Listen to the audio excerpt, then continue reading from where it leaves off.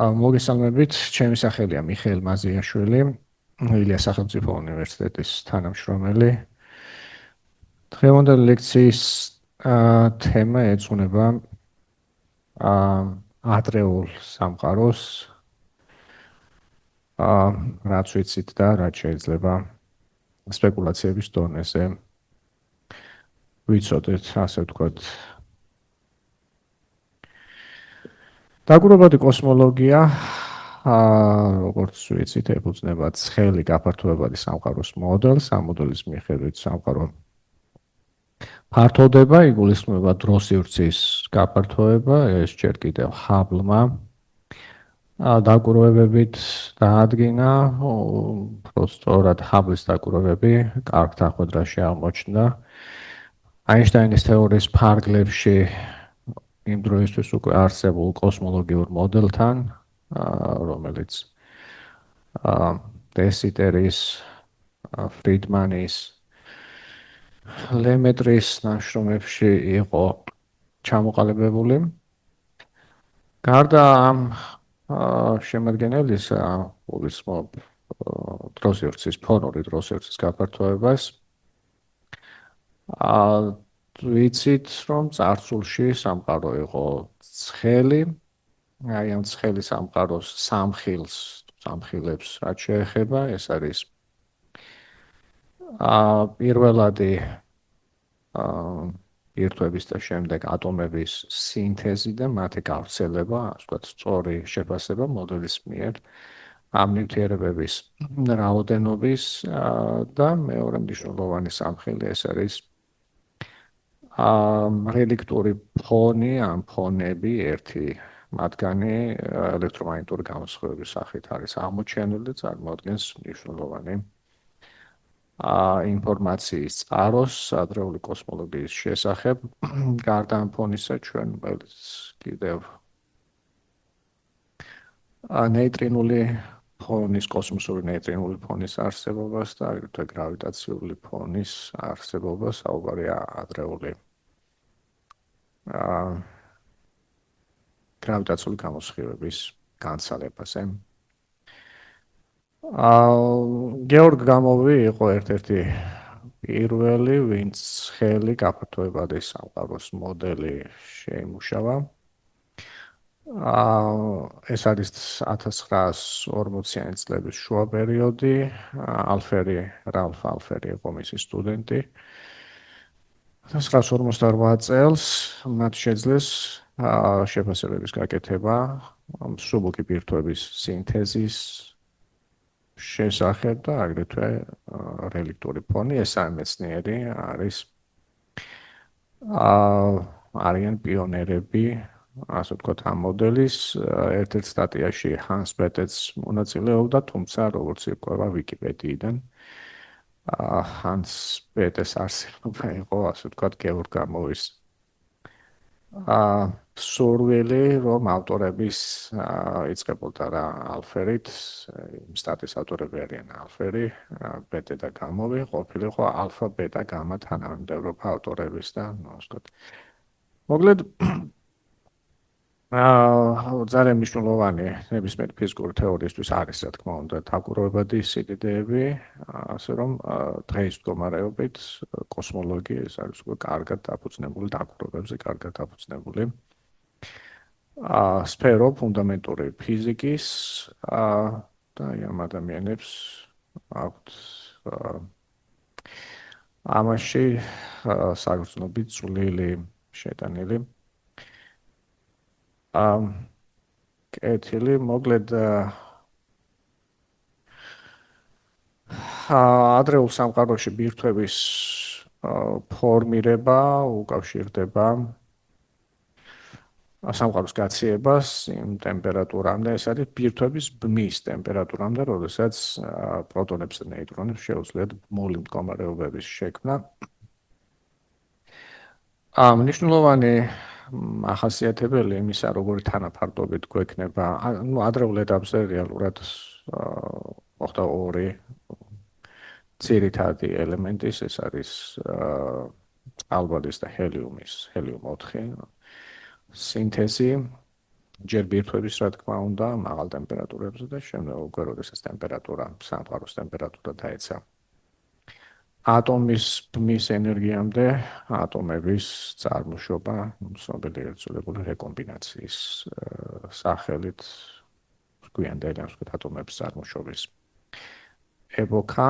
ადრეულ სამყაროში გვაქვს ელემენტარული ნაწილაკები ძალიან მაღალ ტემპერატურაზე, ნიშნავს რომ მათ აქვთ მაღალი ენერგია. ურთიერთქმედების კვეთან ალბათობა პროცესების არის მაღალი, როგორც წინ ასე უკან თქვათ, ასე. გვაქვს თანაბარი რაოდენობით, აი ახლა რაც არის აქ მითითებული, არის პროტონისგან ნეიტრონების წარმოშობა და პირიქით მათ შორის გარდაქმნა სუსტი ურთიერთქმედები. სუსტი ურთიერთქმედება მაღალ ენერგიებზე საკმაოდ აქტიურად მიმდინარეობს. ეს ურთიერთქმედება უზრუნველყოფს, ანუ არ წერია კონკრეტული რეაქცია ერთი და მეორე. ადრეულ სამყაროში როგორ შეიძლება გქონდეს სუსტი ურთიერთქმედების მონაწილეობით პროტონებისგან ნეიტრონების მიღება და პირიქით ნეიტრონები. თანაბარია მათი რაოდენობა, სიმკვრივე, ასე ვთქვათ, მოცულობის ერთეულში რაოდენობა და ხდება უწყვეტად, მოკლედ ეს გარდაქმნა. მაგრამ ტემპერატურის შემცირებასთან ერთად, როდესაც ის გახდება მეგა ელექტრონ ვოლტის სადარი, სუსტი ურთიერთქმედება ხდება ნაკლებად ეფექტური. ვიტყვით კონკრეტულად რა აზრით ხდება ნაკლებად ეფექტური და მის მონაწილეობა რატომ არ თამაშობს როლს. ფორმულა, რომელსაც თქვენ ხედავთ, არის არარელატივისტური გამოსახულება წონასწორული განაწილებისა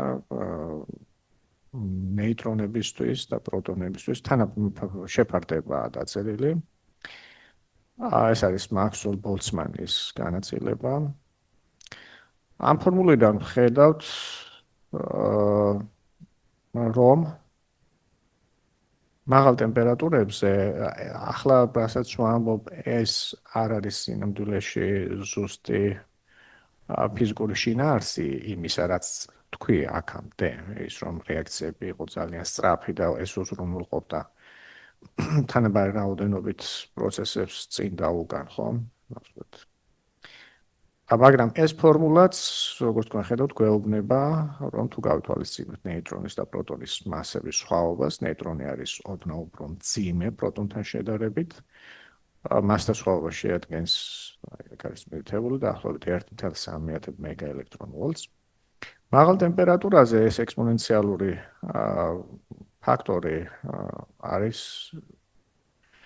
ეს ფაქტორი იქნება, თქვენ ხედავთ, რომ ნეიტრონების და პროტონების რაოდენობა მაღალ ტემპერატურებზე იქნება დაახლოებით ერთნაირი. ამ ფორმულიდანაც.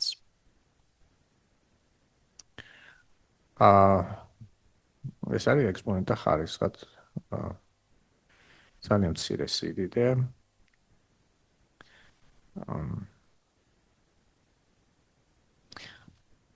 ისე რომ მაღალ ტემპერატურებზე გვაქვს თანაბარი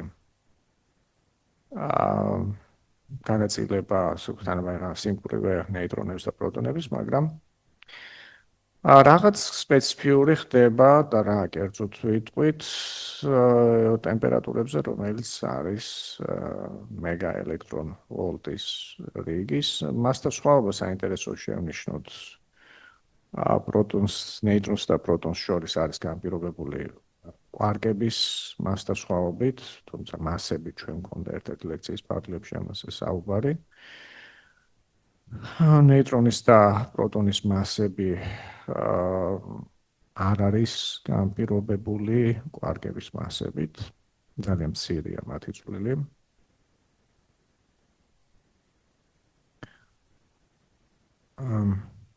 მოკლედ აქედან ხედავთ, რომ მაღალ ტემპერატურებზე, რომელიც ამას სჭარბობს მასთა სხვაობას, ანუ ნიშნავთ, რომ ეს ბევრად მეტი ამ რისურსთან შედარებით, ეს არის ექსპონენტთა ხარისხად 0, პრაქტიკულად ერთის რიგის სიდიდე და გვაქვს ნეიტრონებს და კეთილი. გარდა ამ რეაქციებისა, ცხადია, უპრიანია გავიხსენოთ, რომ თავისუფალი ნეიტრონი არის არასტაბილური. ნეიტრონს შეუძლია ყოველგვარი იმის გარეშე, გარემოს გარეშე, ხო, შეუძლია დაიშალოს ზუსტი ურთიერთქმედებით პროტონად. ელექტრონი და ელექტრონული ანტინეიტრინო ჩნდება პროცესში. ურთიერთქმედების განუკვეთი არის მახასიათებელი ელემენტარულ ნაწილაკთა ურთიერთქმედების როგორ ვთქვათ, rate ინგლისურად, ქართულად დავარქვათ ალბათობა, ასე თუ ისე სწორად ასახავს შინაარს, ესე იგი ზომა ურთიერთქმედების ნაწილაკებს შორის ხასიათდება ურთიერთქმედების განუკვეთით. ასე არის ფართობის მქონე სიდიდე, შეგვიძლია ამაზე თვალსაჩინო ინტუიციური წარმოდგენა შევქმნით, თუ წარმოვიდგენთ მყარ ბურთებს, გაზი შედგება მყარი ბურთებისგან, რომელთაც აქვს ასრული განუკვეთი და ურთიერთქმედება ხდება მხოლოდ პირდაპირ შეჯახებების გზით, როდესაც მოხდება გადაფარვა ერთი ნაწილაკის მეორესთან. გასაგებია, რომ ასეთი ურთიერთქმედების კვეთი არის წარმოდგენილი ნაწილაკის განუკვეთის ფართობით. ექსპერიმენტები, საკმაოდ ბევრი ექსპერიმენტი, რეალურად სურათზე რაც არის გამოსახული, არის სავსებით რეალური ექსპერიმენტის მაგალითი. ნაწილაკი უძრავი ფირფიტა გვაქვს, თხელი ან ფოლგა, რომელსაც ეცემა კონა სხვა ნაწილაკების. გვინდა შევაფასოთ ურთიერთქმედების კვეთი.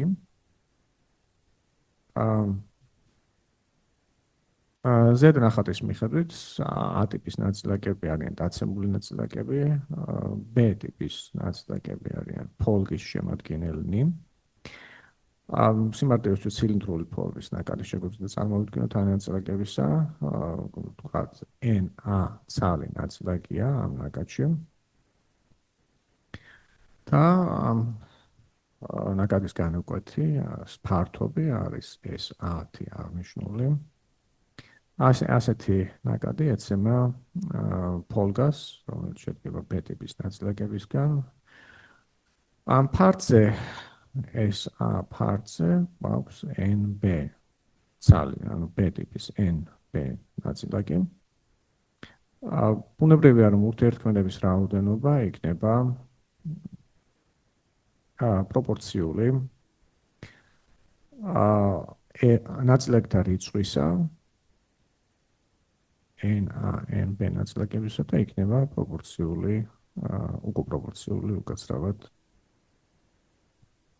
ამ ფართობის და NB გაყოფილი SA-ზე ეს არის კონცენტრაცია B ნაწილაკების, ხო, ზედაპირული კონცენტრაცია. რაც უფრო მაღალი ზედაპირული კონცენტრაცია, ცხადია ალბათობები A და B ნაწილაკების შეხვედრის, ვთქვათ, ასე ურთიერთქმედების არის მაღალი.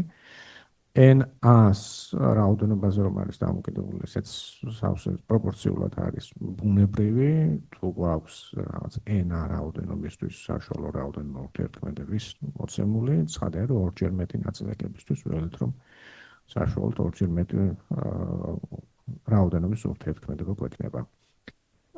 SA-ს აქვს განზომილება ფართობის და პროპორციულობის კოეფიციენტი სიგმა, რომელიც აუცილებელია, რომელსაც უნდა ჰქონდეს ფართობის განზომილება, რათა სწორი განზომილება მივიღოთ ფორმულისთვის, მარცხენა მხარეს ჰქონდეს ნაწილაკთა რაოდენობა. აი ეს სიგმა არის ასეთნაირად განმარტებული სიგმა წარმოადგენს A და B ტიპის ნაწილაკებს შორის ურთიერთქმედების კვეთას. ეწოდება ურთიერთქმედების განუკვეთი. დღეს რა თქმა უნდა ვიცით რა ველისტონდორ თეორიის ფარგლებში ურთიერთქმედების სახე, ვიცით ველის თეორიის მეთოდებით, ამას უკავშირდება ეს საკმაოდ შრომატევადი პროცესია, როდესაც ცილდება ხედვანეს, ასე ვთქვათ, როდესაც მარკუჩები მონაწილეობს ამ პროცესში, კვანტური ელექტროდინამიკის შექმნა უკავშირდებოდა თანამიმდევრული წესების ჩამოყალიბებას, რომელთაც შესაძლებელი იქნებოდა ამ კვეთის, განკვეთის შეშფოთების თითოეულ წრიში ამ განკვეთის შეფასება. ხო, ეს საკმაოდ შრომატევადი პროცესია, ძალიან კარგ თანხმოთრაშია. ხედავთ იმისა, რომ ტექნიკა ველს კვანტური თეორიის ფარგლებში, რომელიც უკავშირდება, უსასრულობებს, უცნაურ უსასრულობებს და შესაბამისად რეცეპტიც უცნაურია, ყოველ შემთხვევაში ის რეცეპტი, რომელიც ცნობილია განორმირების სტანდარტული თეორიის სახელით. მოკლედ ჩვენ განივკვეთის პროცესებს შორის ურთიერთქმედების ალბათო განივკვეთს უფრო სწორად კვეთას მოკლედ ვამბობთ აღწერთ ველის კვანტური თეორიის ფარგლებში და ვიცით ადრეული სამყარო შემადგენელი ნაწილაკებიც ელემენტარული ნაწილაკთა ფიზიკის ფარგლებში ჩვენთვის ცნობილი ნაწილაკების ფარგლებში განვიხილებთ რა თქმა უნდა სუსტი ურთიერთქმედება კარგად არის შესწავლილი და აი ამ კვეთის გამოყენებით შეგვიძლია გავაკეთოთ სიგმას შეფასება, ეს შეფასება დამოკიდებული ენერგიაზე, გადაცემული ენერგიაზე, როდესაც ნაწილაკები ერთმანეთთან ურთიერთქმედებენ. სხვა სიტყვებით, ტემპერატურას ადრეულ სამყაროში, ადრეული სამყაროს ტემპერატურაზე ვთქვათ ასე, ანუ სიგმა არის თავისუფლი ტემპერატურის ფუნქცია. განკვეთის საშუალებით ჩვენ შეგვიძლია შევაფასოთ მნიშვნელოვანი სირი და კოსმოლოგიისთვის, ეს არის საშუალო თავისუფალი განარბენი. A-ტიპის ნაწილაკი, განვიხილოთ მოძრაობ A-ტიპის ნაწილაკი, B-ტიპის ნაწილაკების გაზში. თავისუფალი განარბენი ნიშნავს ურთიერთქმედებიდან ურთიერთქმედებამდე გავლილ მანძილს.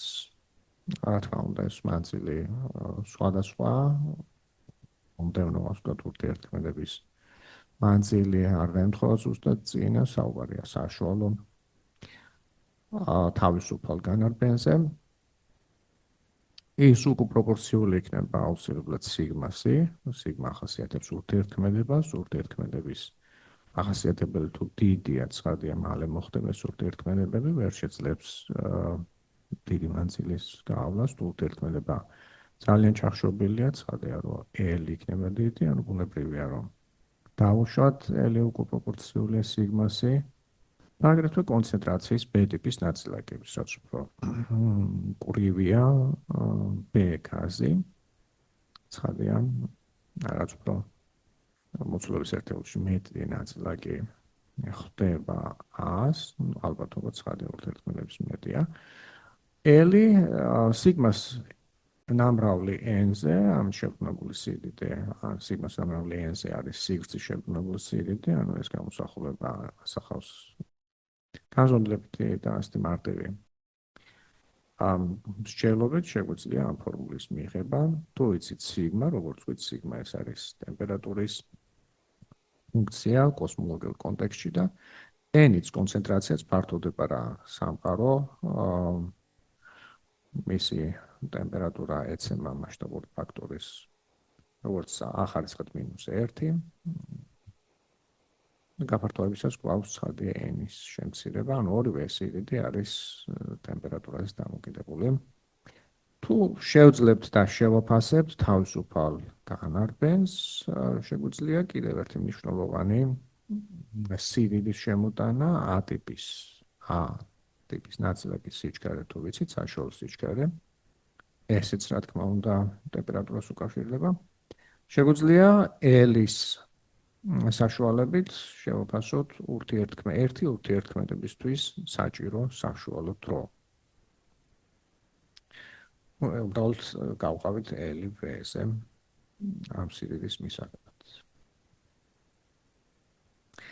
გვაქვს ასეთი ცნება, ნაწილაკ და განცალება, რელიქტური ფონი, კოსმოსური მიკროტალღური ფონი, ანუ ფოტონური გაზი, რომელსაც ვაკვირდებით დღევანდელ სამყაროს რელიქტური ფონი, ამ გზით არის წარმოშობილი.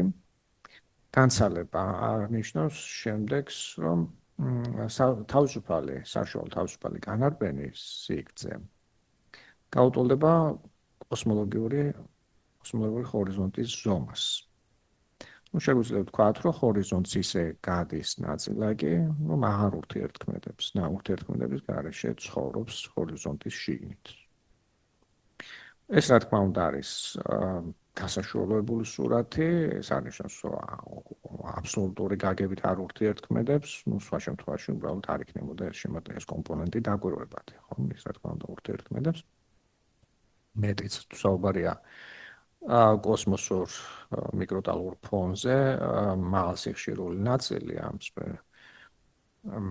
სპექტრის, ასე ვთქვათ, პლანკის სპექტრი ეს საკმაოდ ურთიერთქმედებს ჩვენს ატმოსფეროსთან, ამიტომ ასეთ ფოტონებზე და სიხშირე, ასე ვთქვათ, 100 გიგაჰერცზე უფრო მეტი დაკვირვებები ხდება სატელიტების დახმარებით, სატელიტური ლაბორატორიების დახმარებით. მოკლედ, შინაარსი თვალსაჩინოა, რა აზრით გვესმის ჩვენ ამა თუ იმ კომპონენტის განცალება დანარჩენი პლაზმისგან, ელემენტარულ ნაწილაკთან, ასე ვთქვათ, სუპისგან, პირველად სამყაროში, აი ამ აზრით კონკრეტულად.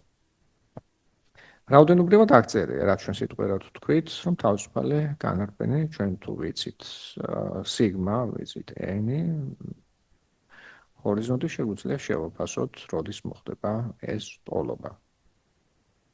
კოსმოსური მიკროტალღური ფონისთვის საკმაოდ გვიან ხდება, კერძოდ, როდესაც ატომების სინთეზი მოხდა და თავისუფალი მუხტები აღარ გვაქვს, ამის გამო გაფანტვის კვეთა, ფოტონის გაფანტვის კვეთა შემცირდა, გაიზარდა შესაბამისად საშუალო თავისუფალი განარბენი და წარმოიშვა, მოხდა განცალება, ასე ვთქვათ, უფრო შორეულ წარსულში გვაქვს აქტიური ურთიერთქმედება, ელექტრომაგნიტური გამოსხივება ვერ განჭოლავს, ასე ვთქვათ, პირველად სამყაროს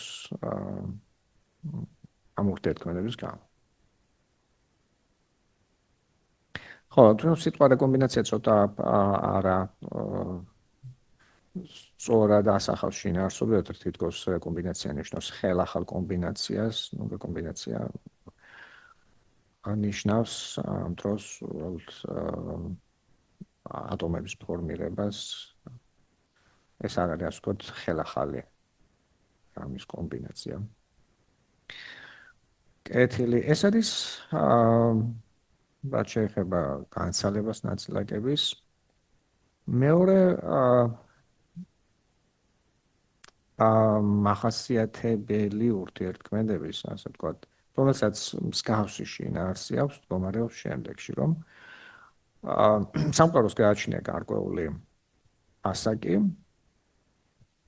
ქვემოთ ჩვენ ვისაუბრებთ სინგულარობაზე, ხო, საკმაოდ ზოგადი დებულების ფარგლებში შესაძლებელია ეს გასული საუკუნის 60-იან წლებში პენროუზმა, ჰოკინგმა და ელისმა ჩვენს მათემატიკურად კაცრად, რომ სამყაროს ექნება შორეულ წარსულში, იქნება დროის მომენტი, სინგულარობა, ანუ დროის მომენტი, სადაც მასშტაბური ფაქტორი იქნება ცუდად განმარტებული. ცუდად განმარტებული ნიშნავს ამოსასრულობა ხდება ნულის ტოლი. თუ ნულის ტოლია, ასევე ცუდი. ცუდი ამბავია იმ მხრივ, რომ აღარ გვაქვს რეალურად განმარტებული სივრცე. ხო, დრო სივრცის იმ წერტილის მიდამოში, სადაც ეს მოხდება. თუ ურთიერთქმედებისთვის საჭირო დრო ბევრად მცირეა სამყაროს ასაკთან შედარებით, შეუძლია დავუშვათ, რომ სამყაროს არსებობის მანძილზე ბევრი ასეთი ურთიერთქმედება ხდება და რა ვთქვით, წერა ვთქვათ, ნეიტრონებთან და პროტონებთან დაკავშირებით, თუ ეს ურთიერთქმედება ეხება თუ ეს არის სუსტი ურთიერთქმედება, გვექნება აქტიური პროცესები. ის რაც იყო აჩვენები პროტონის. მაგრამ თუ ურთიერთქმედებისთვის საჭიროდ რომ გაუტოლდა ესე რაც შეეხება სამყაროს ასაკს, როგორც მატერიით, ასევე რადიაციით დომინირებული, ანუ მართული სამყაროსთვის, ის შეგვიძლია ის არის H-1-ის რიგის. როდესაც გაუტოლდება ურთიერთქმედების დრო აი ამ სამყაროს ასაკს, ასე ვთქვათ, მაშინ ცხადია, რომ ეს ურთიერთქმედება ეფექტურად გათიშული, ანუ აი ამ ასაკის სამყაროში ეს ურთიერთქმედება როლს ვეღარ ეთამაშებს, იმიტომ რომ მას ჭირდება ბევრი ასეთი ურთიერთქმედება ვეღარ მოხდება. საკმაოდ ადრეულ ეტაპზე ერთი წამის იყო სამყარო, სასაკი მაშინ მოხდა ნეიტრინოების სუსტი ურთიერთქმედების გათიშვა აი ამ გზით. სუსტი ურთიერთქმედება გახდა არაეფექტური. ეს მოხდა სამყარო არის ერთი წამის ტემპერატურა სამყაროში შემცირდა 1 მეგა ელექტრონვოლტამდე. მაშინ მოხდა ნეიტრინოების გაცალება, ეს არის აღმოჩენილი ეს ფონი ნეიტრინული, თუმცა H-ს არ იწვევს. გასაგებია, რატომ არ არის აღმოჩენილი, ძალიან სუსტია, სუსტად ურთიერთქმედი ეს ფონი. დიახ. ბირთვები, ესე იგი, ადრეულ ეტაპზე ეს არის დაახლოებით პირველი 20 წუთი სამყაროს არსებობის, როდესაც უკვე ხდება პირველადი ელემენტები, სუბუქი ელემენტებია ესენი. სინთეზი ძირითადი რაოდენობა მოდის წყალბადზე და ჰელიუმზე. აი ამ თანაფარდობას ჩვენ ახლა გამოვიყვანთ. ბირთვების ბმის ენერგიამ და როდესაც შემცირდება სამყაროს ტემპერატურა, მაშინ იწყება სინთეზი ბირთვების. მითითებულია, რომ დაახლოებით 7 წუთის ასაკისა ამ დროს სამყარო. ჩვენ ვთქვით, რომ ნეიტრონები არასტაბილური ნაწილაკებია, იშლებიან სუსტი ურთიერთქმედებით. სიცოცხლის ხანგრძლივობა საშუალო ამ პროცესის არის 15 წუთი. ხომ, ეს 15 წუთი აქ მოყვანილია შესადარებლად ამ 6.67 წუთთან. ნეიტრონების მოკლედ, როდესაც დაუბრუნდეთ აი ამ გამოსახულებას, ესე იგი, აი ამ ტემპერატურაზე, როგორც ვთქვით, მეგა ელექტრონვოლტზე სუსტი ურთიერთქმედება ხდება არაეფექტური. კონკრეტულად თქვით, რას ნიშნავს ეს? შევაფასეთ, ვაფასებთ ერთი ურთიერთქმედებისთვის საჭირო დროს და ეს დრო გაუტოლდა სამყაროს ასაკს. ანუ ეს ურთიერთქმედება აღარ ხდება პრაქტიკულად, არაეფექტურია. შესაბამისად, მოხდება თანაფარდობის ნეიტრონებს და პროტონების სიმკვრივეებს შორის თანაფარდობის გაყინვა მოხდება. ეს თანაფარდობა განისაზღვრება ერთი ნეიტრონის და პროტონის მასათა სხვაობით, რიცხვითი მნიშვნელობა არის აქ მითითებული, და მეორე ტემპერატურით, რომელზეც ხდება სუსტი ურთიერთქმედების გათიშვა. ანუ ეს არის დაახლოებით მეგა ელექტრონვოლტის შეფარდებას თუ ჩავსვათ რიცხვით მნიშვნელობებს, რაც ახლა ვთქვით, შეფარდება მოგცემს აი ასეთ შედეგს, რაც აქ წერია, რომ შეფარდება იქნება 1/7-თან დაახლოებით. ანუ ერთ ნეიტრონზე გვექნება 7 ცალი პროტონი. ასეთი იქნება განაწილება აი ამ დროისთვის, როდესაც ხდება გათიშვა ეფექტურად სუსტი ურთიერთქმედების, რაც განაპირობებდა მაღალ ენერგიებზე აქტიური იყო, სიგმა იყო მაღალი, ურთიერთქმედების დრო იყო მცირე, შესაბამისად ძალიან ბევრი პროცესი ხდებოდა ნეიტრონის პროტონად გარდაქმნის და საპირისპიროდ. არსებობდა დაბალანსებული იყო, ასე ვთქვათ, კონცენტრაციები, არ ჰქონდა სხვაობა, მაგრამ აი ამ დროისთვის საკმაოდ ადრეული ეტაპია სამყაროს ევოლუციის დღევანდელი ასაკის გათვალისწინებით. დაფიქსირდა თანაფარდობა ნეიტრონებს და პროტონებს შორის, როგორც 1-7-თან, ანუ 1 ნეიტრონზე გვაქვს 7 პროტონი. ანუ ყოველ 2 ნეიტრონზე 14 პროტონი მოდის. ჰელიუმ-4-ის სპირტვი შეიცავს 2 პროტონს და 2 ნეიტრონს. ანუ ჰელიუმ-4-ის სპირტვზე მოდის 12 წყალბადის სპირტვი. ხო? ამ 14 პროტონიდან 2 პროტონი მიიკავშირა ამ 2 ნეიტრონმა, შექმნა ჰელიუმ-4-ის სპირტვი, შესაბამისად 12 დაგვრჩა პროტონი, ანუ წყალბადის სპირტვი. ფარდობითი ან მასის ტერმინებში განაწილება ასეთია, რომ 1 პროტონზე მოდის 1/12 ცალი ჰელიუმის სპირტვი. ხო, 12-ზე თუ 1/12 პროტონზე თუ გვაქვს 1 ჰელიუმის სპირტვი, ეს ნიშნავს, რომ 1 პროტონზე გვაქვს 1/12 ჰელიუმი, მაგრამ მასა ჰელიუმის 4-ჯერ მძიმეა. მასა მონუკლონების მასთან ესაზღვრება, ნეიტრონის და პროტონის მასა ძალიან ახლოს არის ერთმანეთთან. აქ ერთიანი მიუთითებს პროტონის მასას, ამას ემატება გვაქვს 1/12 ჰელიუმი, მასა მის 4-ია და თანაფარდობა მასის ტერმინებში გვექნება 1/4-თან. გვექნება წყალბადი დაახლოებით 75% და ჰელიუმი გვექნება. ეს განაწილება არის განსხვავებული. ეს არის დაკვირვებადი სიდიდე, როგორც დასაწყისში ვთქვით, საუბრის ადრეული კოსმოლოგიის შესახებ გვაწვდის მას მნიშვნელოვანი ინფორმაციას, რომ ნამდვილად ადგილი ჰქონდა იყო. ანუ ჩვენთვის ცნობილი ნაწილაკთა ფიზიკა, კოსმოლოგიური მოდელის ჩარჩოში, რომ ადრე იყო ჰქონდა ცხელი გაფართოებადი სამყარო, გვაძლევს სწორ შეფასებას. კეთილი, კოსმოსური მიკროტალღური ფონი, რომელიც მნიშვნელოვანი სამხედროა დღევანდელი დაკვირვებებისთვის ადრეული სამყაროს შესახებ, ეს ფონი გვეუბნება, ეს ფონი არის საკმაოდ დიდი სიზუსტით ერთგვაროვანი და იზოტროპული, გვეუბნება რომ ადრეული სამყარო იყო ასეთი, ერთგვაროვანი და იზოტროპული მოდელი სამყაროსი ფრიდმანის ანუ მოდელი სწორია. დღეს რა თქმა უნდა, დღევანდელი სამყარო არის საკმაოდ არაერთგვაროვანი, თუ გალაქტიკის მასშტაბებზე განვიხილავთ მას.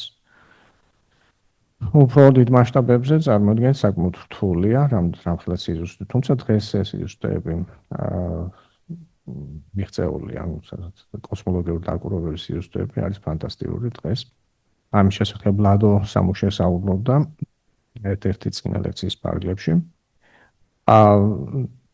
რომ არ ქონდეს ჩვენ მიკროტალღური ფონის სიზოტროპული ერთგვაროვანი სურათი, მოგვიწევდა სამყაროს ერთგვაროვნებაზე და იზოტროპიაზე გვემშველა დიდმასშტაბოვანი საშუალო სურათის გათვალისწინებით. უნდა გაგვესაშუალოებინა, ანუ უნდა დაგვეთვალა კარგი სიზუსტით გალაქტიკები. ეს ფონი აღმოჩნდა ეს ფონი 1960-იანი წლების შუა პერიოდში უკვე იყო ასე ვთქვათ მესამეების მიერ შეფასებული როგორც დაკვირვებადი, პრინციპულად დაკვირვებადი. აღმოჩენას შემთხვევით გააკეთეს ბელ ტელეფონ ლაბის თანამშრომლებმა, ახალგაზრდა თანამშრომლებმა იმ დროს, პენზიესმა და ვილსონმა. აღმოჩენეს ფონი, მათი მიზანი იყო თანამგზავრული ტელეკომუნიკაციების შესწავლა. აღმოჩენეს ფონური ხმაური, ასე ვთქვათ, ფონური ელექტრომაგნიტური გამოსხივება, რომელსაც არ ელოდნენ, შეაფასეს ტემპერატურა, თქვენს რომ გვაქვს ამ ტემპერატურის ფონი. რას ნიშნავს ელექტრომაგნიტური გამოსხივება განსაზღვრული ტემპერატურით, ამაზე ვისაუბრებთ ახლა. ეს აღმოჩენა იყო ფუნდამენტური მნიშვნელობის კოსმოლოგიისთვის. აღინიშნა ნობელის პრემიით და დღეს აქტიური კვლევის საგანს წარმოადგენს.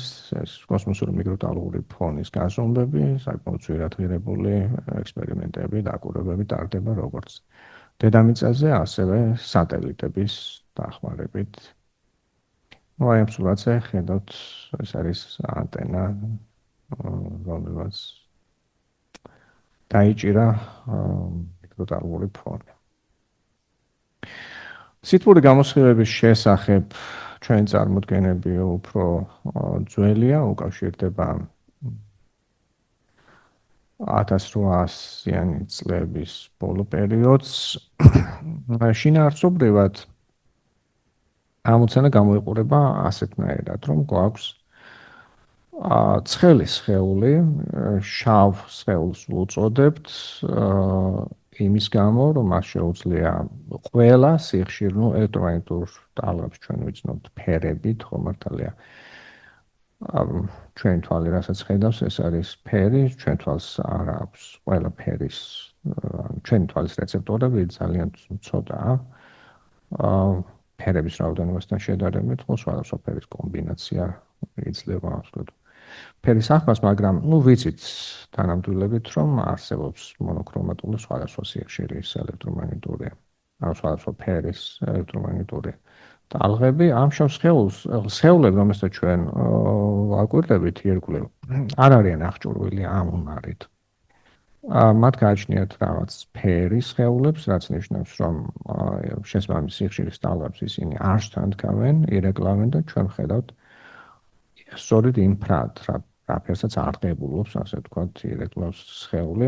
ეს სხეული გამოირჩევა ამ უნიკალურობით, რომ შეუძლია მას გამოსხივება და შთანთქმა, ყველა სიხშირული მოდის და იმყოფება წონასწორობაში ფოტონურ გაზთან, სწორედ ეს წერტილოვანი გარემო ირგვლივ აღნიშნავს ელექტრომაგნიტურ გამოსხივებას.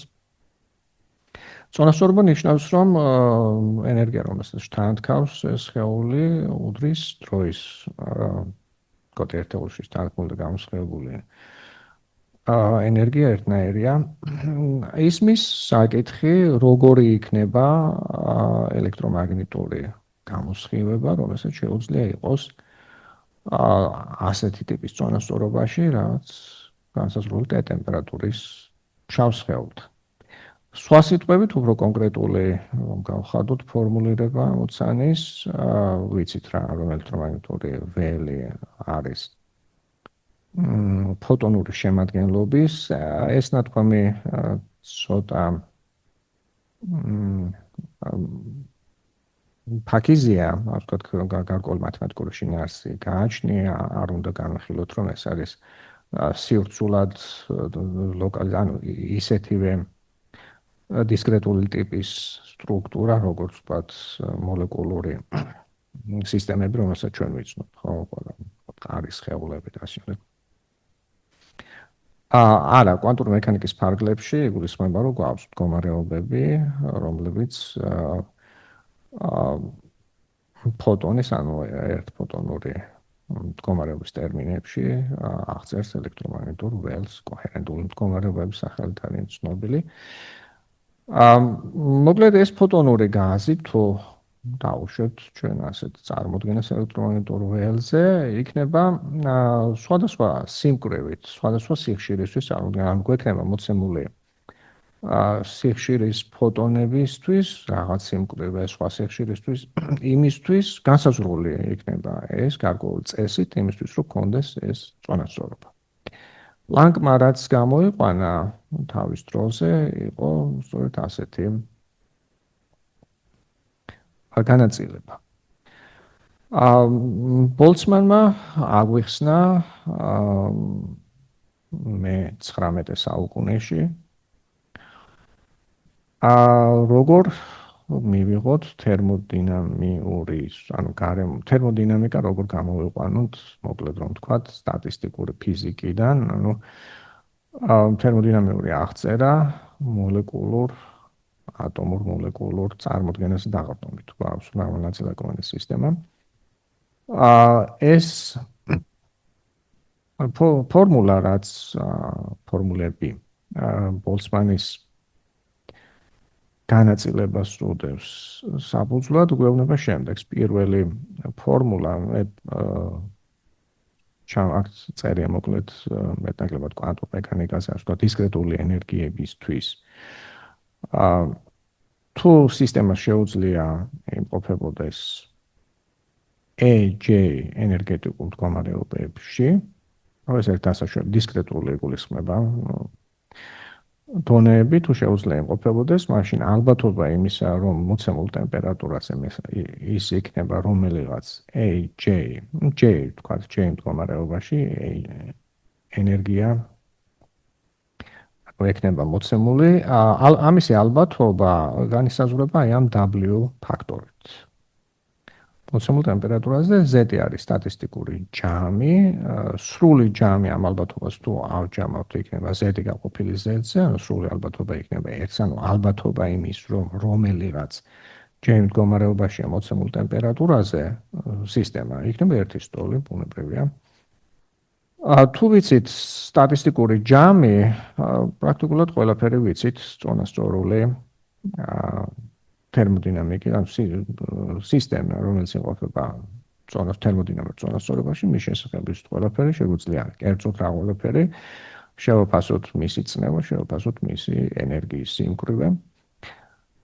ვიცით რა ალბათობები იმისა, რომ სისტემას ექნება ენერგიის განსაზღვრო მნიშვნელობა, ცხადია შეგვიძლია ამ ფორმულით შევაფასოთ სისტემის საშუალო ენერგია მოცემულ ტემპერატურაზე.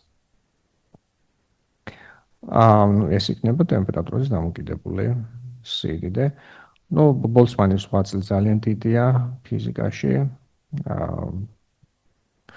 მან განმარტა მაკრომდგომარეობა სისტემის მიკრომდგომარეობების ტერმინებში, ენტროპიის ცნება სისტემისთვის შემოიღო ალბათობების ტერმინებში, მოკლედ ძალიან ბევრი შედეგი არაწონასწორული პროცესები მათ შორის თუ გვაქვს ურთიერთქმედება ნაწილაკებს, ანუ არ იმყოფება თერმოდინამიკურ წონასწორობაში, მაგრამ ვიცით ნაწილაკებს შორის ურთიერთქმედება, არსებობს ბოლცმანის განტოლება, რომელიც მოიცავს ამ ურთიერთქმედების წევრს და გვაძლევს საშუალებას ამოვსვათ განაწილების ფუნქცია, როგორც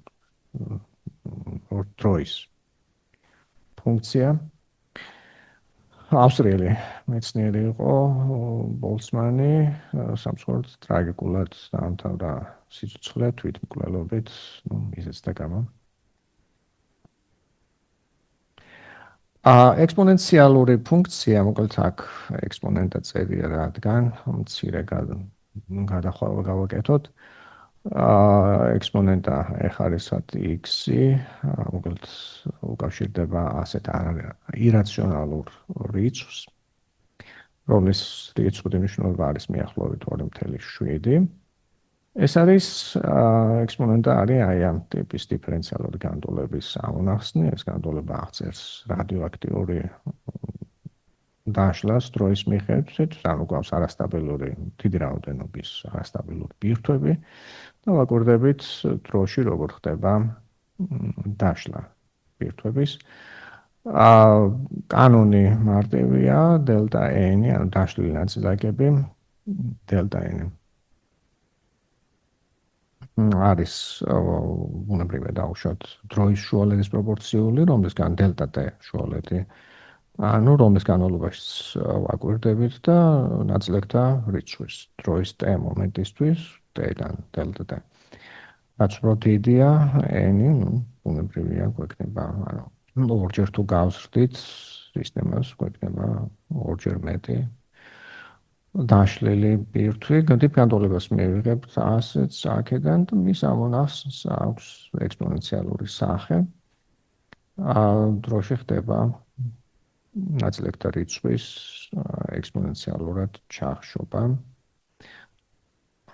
n-t აღნიშნავს, მოკლედ რაც დაიშალა საბოლოო ჯამში, როდესაც t იქნება ძალიან დიდი, აი აქ მითითებულია ეხარისად -x ფუნქცია, ეს ძალიან სწრაფად ეხშობა.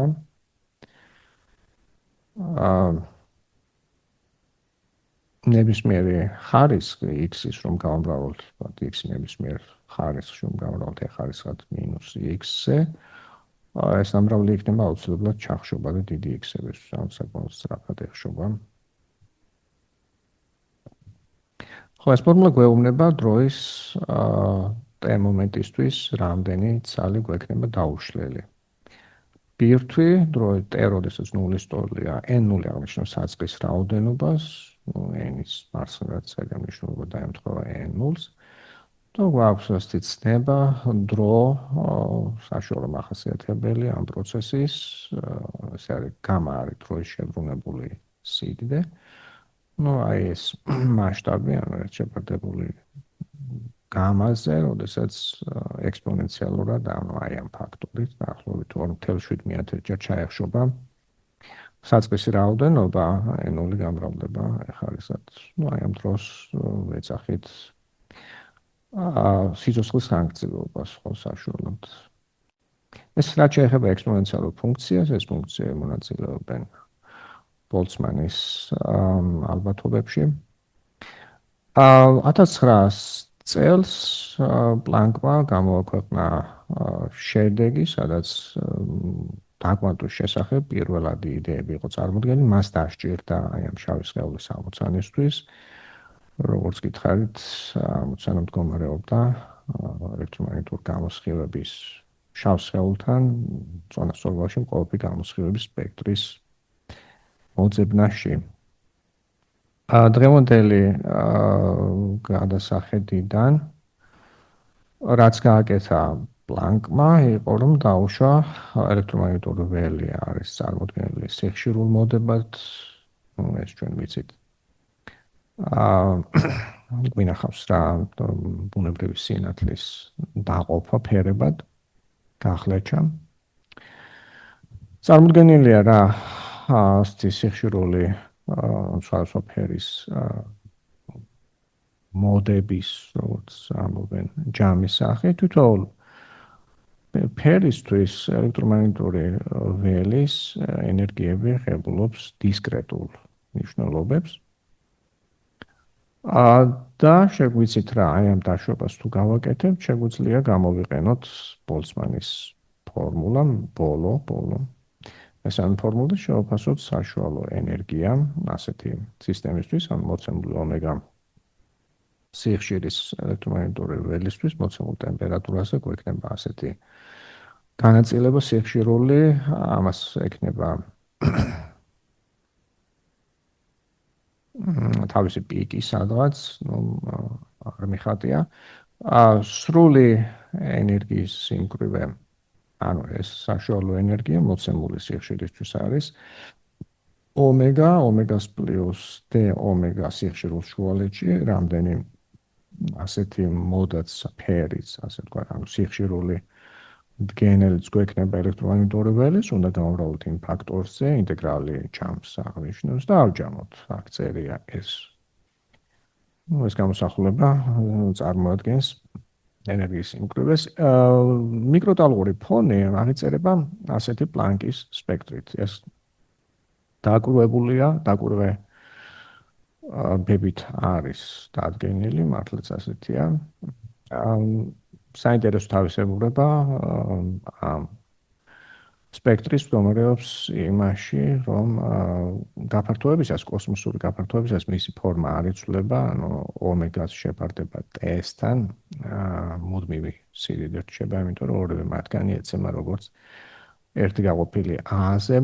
დღევანდელი ტემპერატურა, ეს არის ის ტემპერატურა, მოკლედ ჩვენი საუბარი დავიწყეთ იმით, რომ პენზიასმა და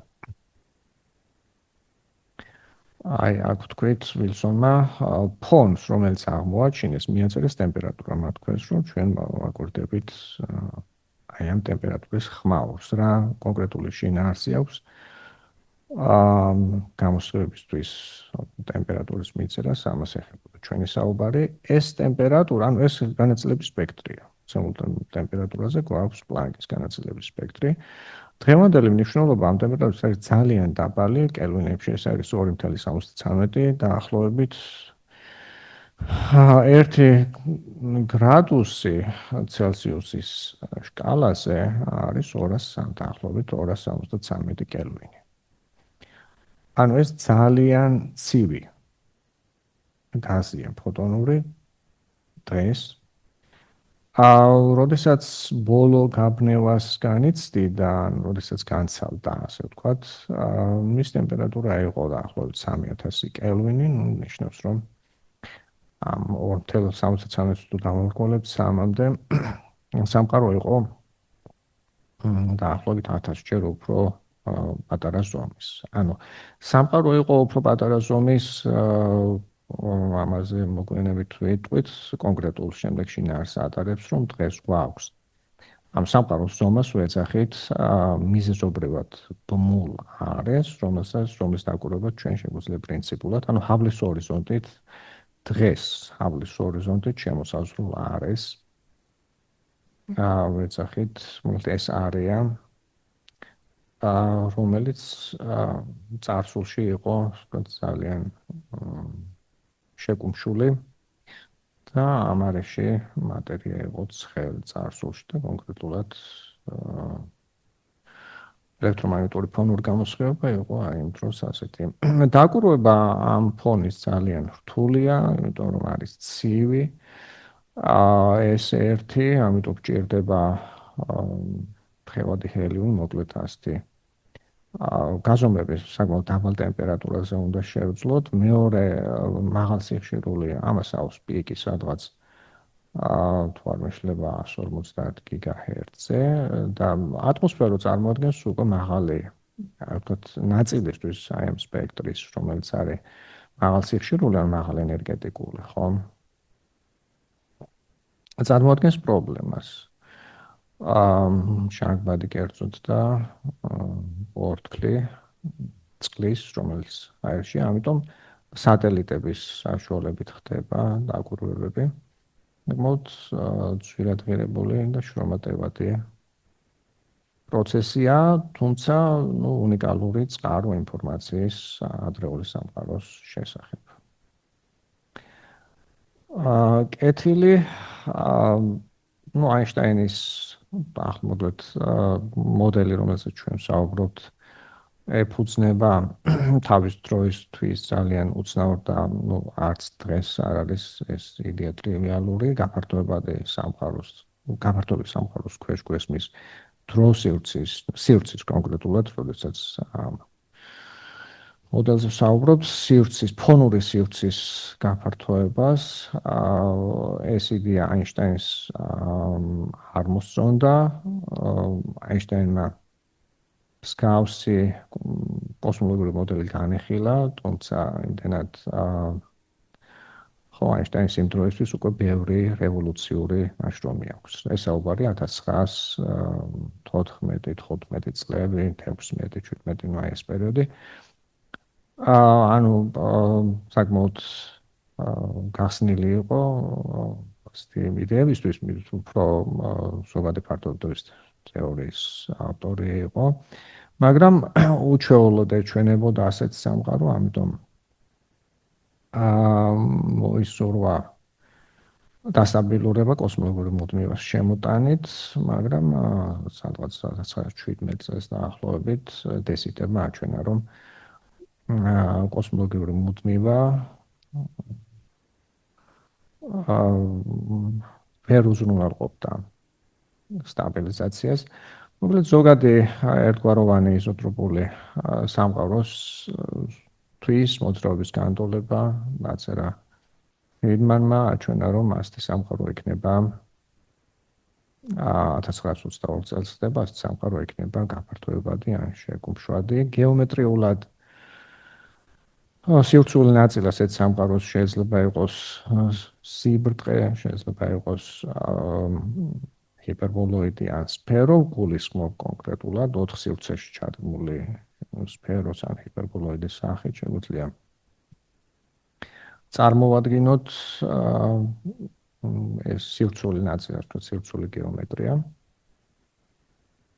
მოკლედ ფრიდმანის აღმოჩენიდან საკმაოდ მალე დაკვირვება ეს ის პერიოდია, როდესაც ჯერ კიდევ ასტრონომები გამათობენ სხვა გალაქტიკების არსებობის შესახებ. გვაქვს თუ არა სხვა გალაქტიკები და საკმაოდ მალე შეიძლება ითქვას ჰაბლმა დაკვირვებებით აჩვენა, რომ ეს ეფექტი ფონური სივრცის გაფართოების მართლაც აისახება galaktikების დინამიკას, რომ galaktikები გარბიან ჩვენგან. დესიტერის ნაშრომთან დაკავშირებული კარიკატურა საკმაოდ სახალისოდ გამოიყურება, იმ დროისთვის ძალიან უჩვეულო იყო გაფართოებადი სამყარო, ანუ გაფართოებადი სივრცე. და გამოსახულია ამ კარიკატურაზე მის ნაშრომებთან დაკავშირებით დესიტერი ლამდას როლში, კოსმოლოგიური მუდმივას როლში. დესიტერმა როგორც კითხეთ აჩვენა, რომ კოსმოლოგიური მუდმივა ვერ დაასტაბილურებდა სამყაროს, ანუ აინშტაინის მოდელი აჩვენა, რომ არ იმუშავებდა. ეს არის პროფესორი დესიტერი ლამდას როლში, რომელიც ბერავს სამყაროს. ეს არის ილუსტრაცია ერთი ილუსტრაცია, როგორ შეიძლება წარმოვიდგინოთ იზოტროპული ერთგვაროვანი სამყარო, ანუ თანაბრად გაჭიმულა და ისე რომ ყველა წერტილიდან ეს galaktikები აქ დატანილი რაღაც სხეულები რომ არის მონიშნული. ასე ყველა galaktikიდან ერთნაირი სურათი როგორ შეიძლება დავინახოთ გაფართოების, ну, კერძოდ აი ასე თუ წარმოვიდგენთ ჩვენს სამგანზომლებიან სივრცეს, როგორც 4 სივრცეში ჩადგმულ სფერულ ზედაპირს.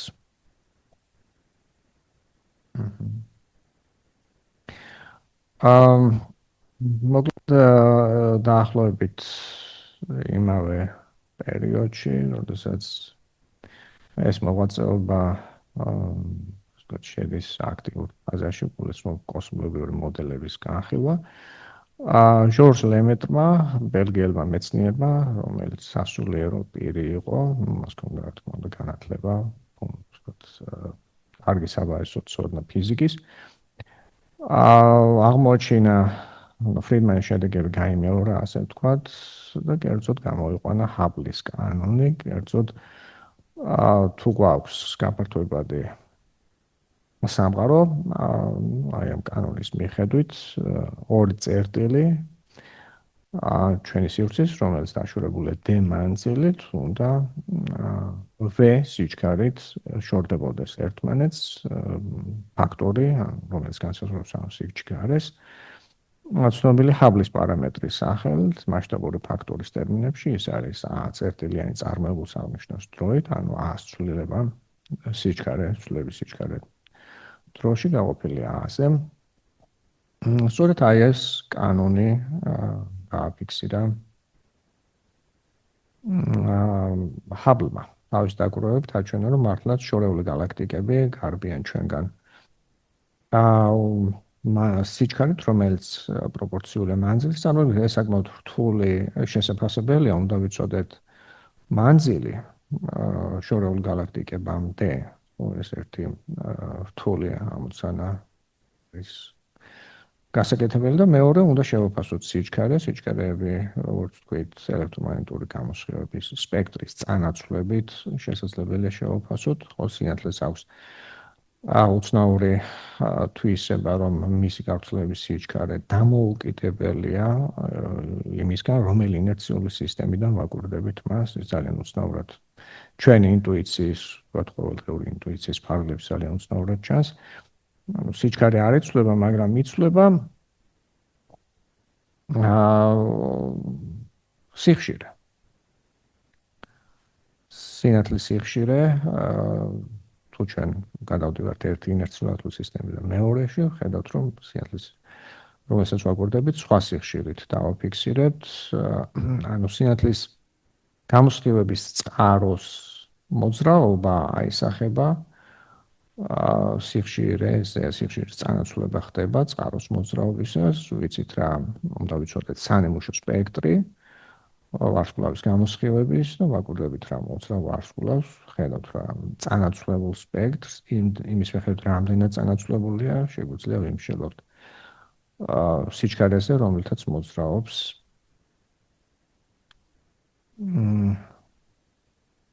ხო, ამას ჩვენ ერთ-ერთი წინა ლექციის ფარგლებში ვისაუბრეთ. მოკლედ ლემეტრის შრომებმა გაამყარა ფრიდმანის მოდელი.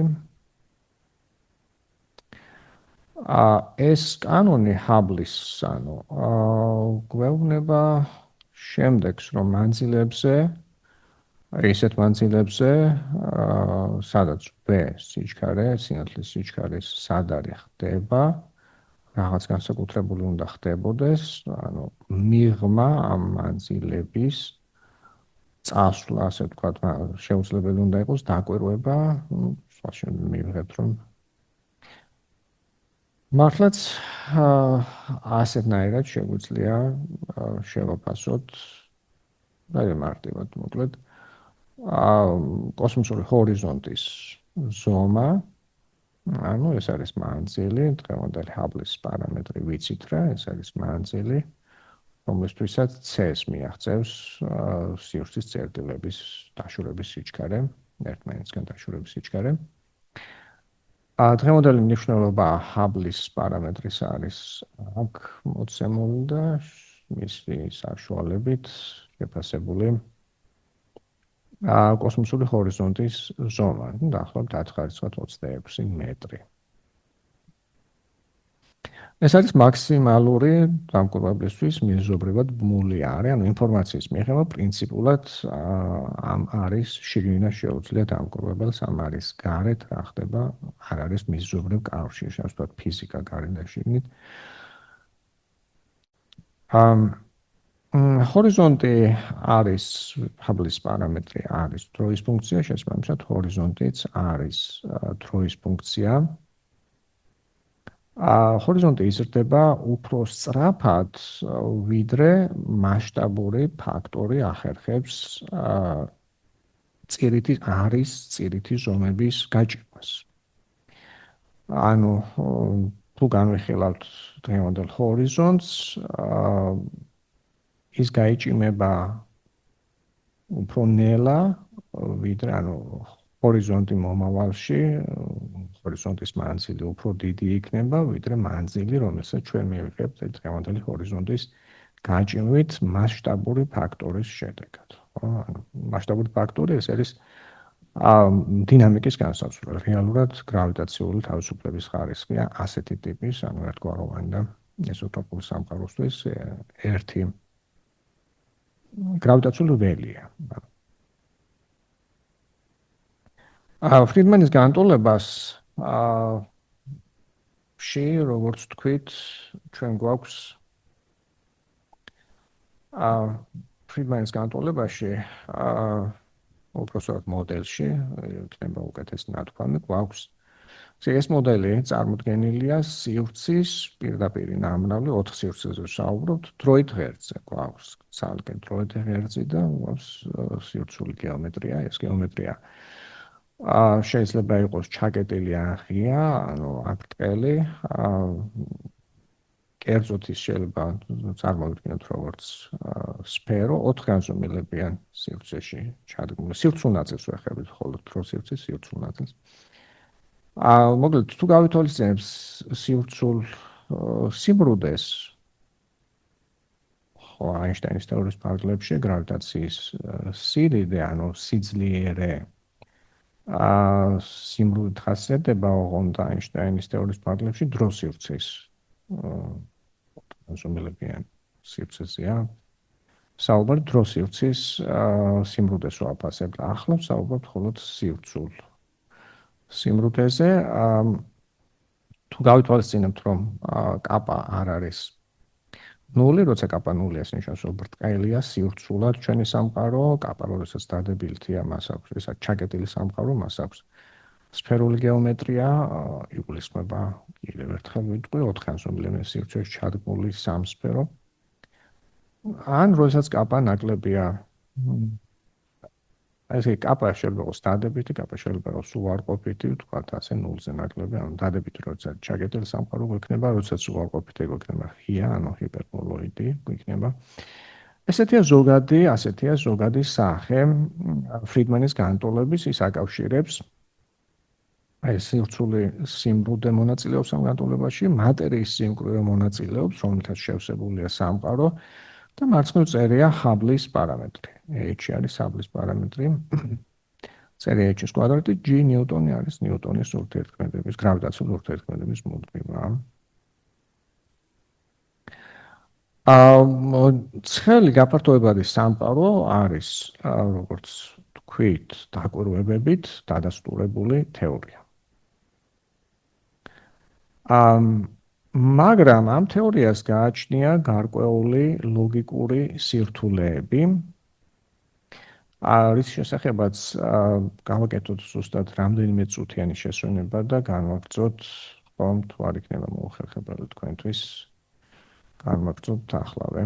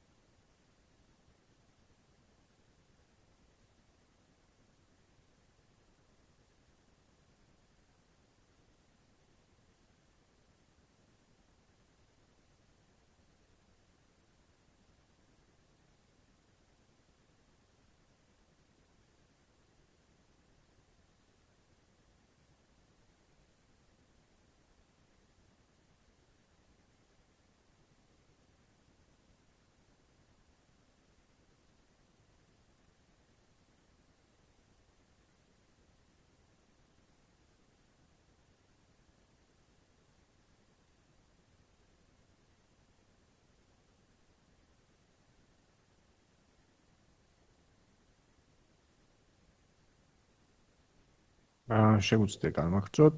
მოკლედ აქვს რიგი ლოგიკური სირთულეებისა ამ მოდელს. ერთ-ერთი მათგანია სიბრტყელის პრობლემა, უკავშირდება სივრცულ გეომეტრიას, შინაარსობრივად. მდგომარეობს შემდეგში. შეგვიძლია ასეთი კრიტიკული სიმკვრივე განვმარტოთ, როდესაც კაპა ნულის ტოლია, მაშინ რო ზუსტად ემთხვევა განმარტებაც ეს არის. რო ზუსტად ემთხვევა კრიტიკულ სიმკვრივეს. ეს არის განმარტება. არსებითად კაპას თუ გაანულებთ, ისქნება როსთვის ასეთი გამოსახულება. შემოგვაქვს შემოვიტანოთ მატერიისთვის სიმკვრივის პარამეტრის ცნება, ეს არის რო ენერგიის სიმკვრივე გაზომილი კრიტიკული რო კრიტიკულის ერთეულებში. ფრიდმანის განტოლება, ეს განტოლება შეგვიძლია გადავწეროთ მარტივად, საკმაოდ მარტივად. თქვენ ნახავთ რა, საეციო ჩანაწერს YouTube-ზე შეგიძლიათ უპრობლემოდ გააკეთოთ ეს. განტოლება გადავწეროთ ფრიდმანის შეგვიძლია ასეთი სახით, მარჯვენა მხარეს მუდმივი სიდიდეა. რაც გვეუბნება იმას, რომ მარცხენა მხარეს თუ სიდიდეც მუდმივი უნდა იყოს, დროის მიხედვით, ხო, სხვადასხვა დროს უნდა ჰქონდეს ერთ-ერთი მნიშვნელობა. ეს განტოლება შეიცავს ასეთ ფაქტორს, რო გამრავლებული a კვადრატზე.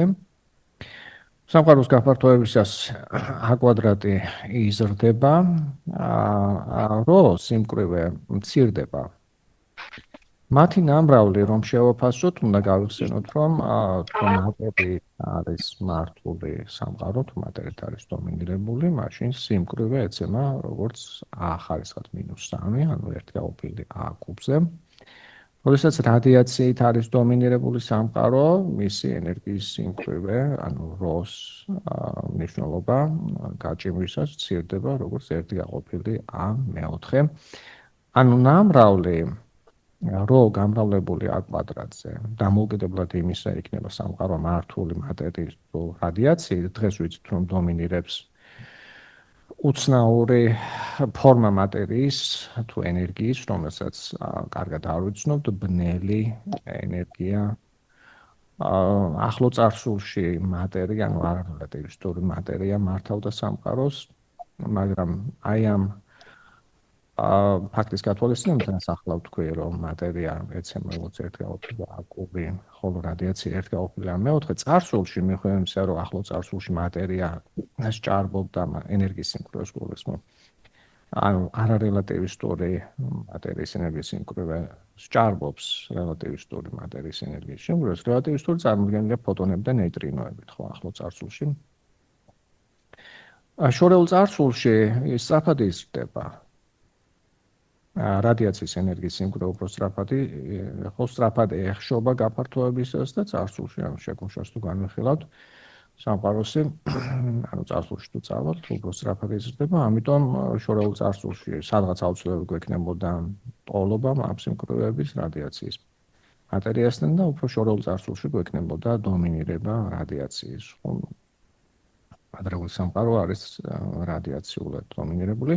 დამოუკიდებლად იმისა, რადიაციით არის თუ მატერია დომინირებული, რო a კვადრატზე არის სამყაროს გაჭიმვისას გაფართოებას ცირდება. ეს ნიშნავს, რომ ω-1 წევრი უნდა იზრდებოდეს. რათა გქონდეს მუდმივი მნიშვნელობა აი ამ ნამრავლისთვის.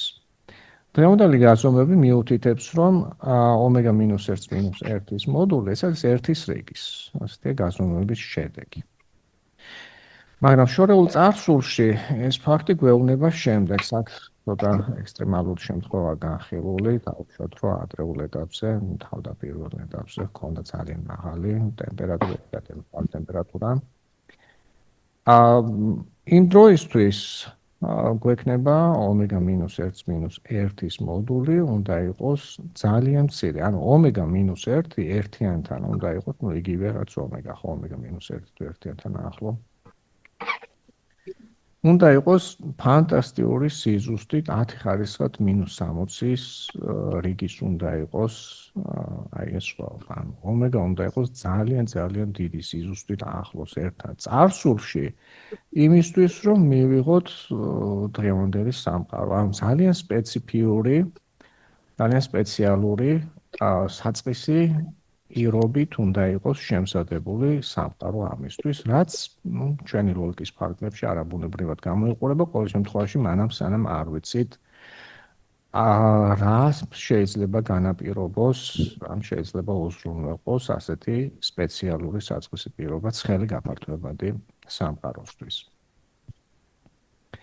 კიდევ ერთი პრობლემა, რაც ასეთ სამყაროს არის ცნობილი სინგულარობის სახელით,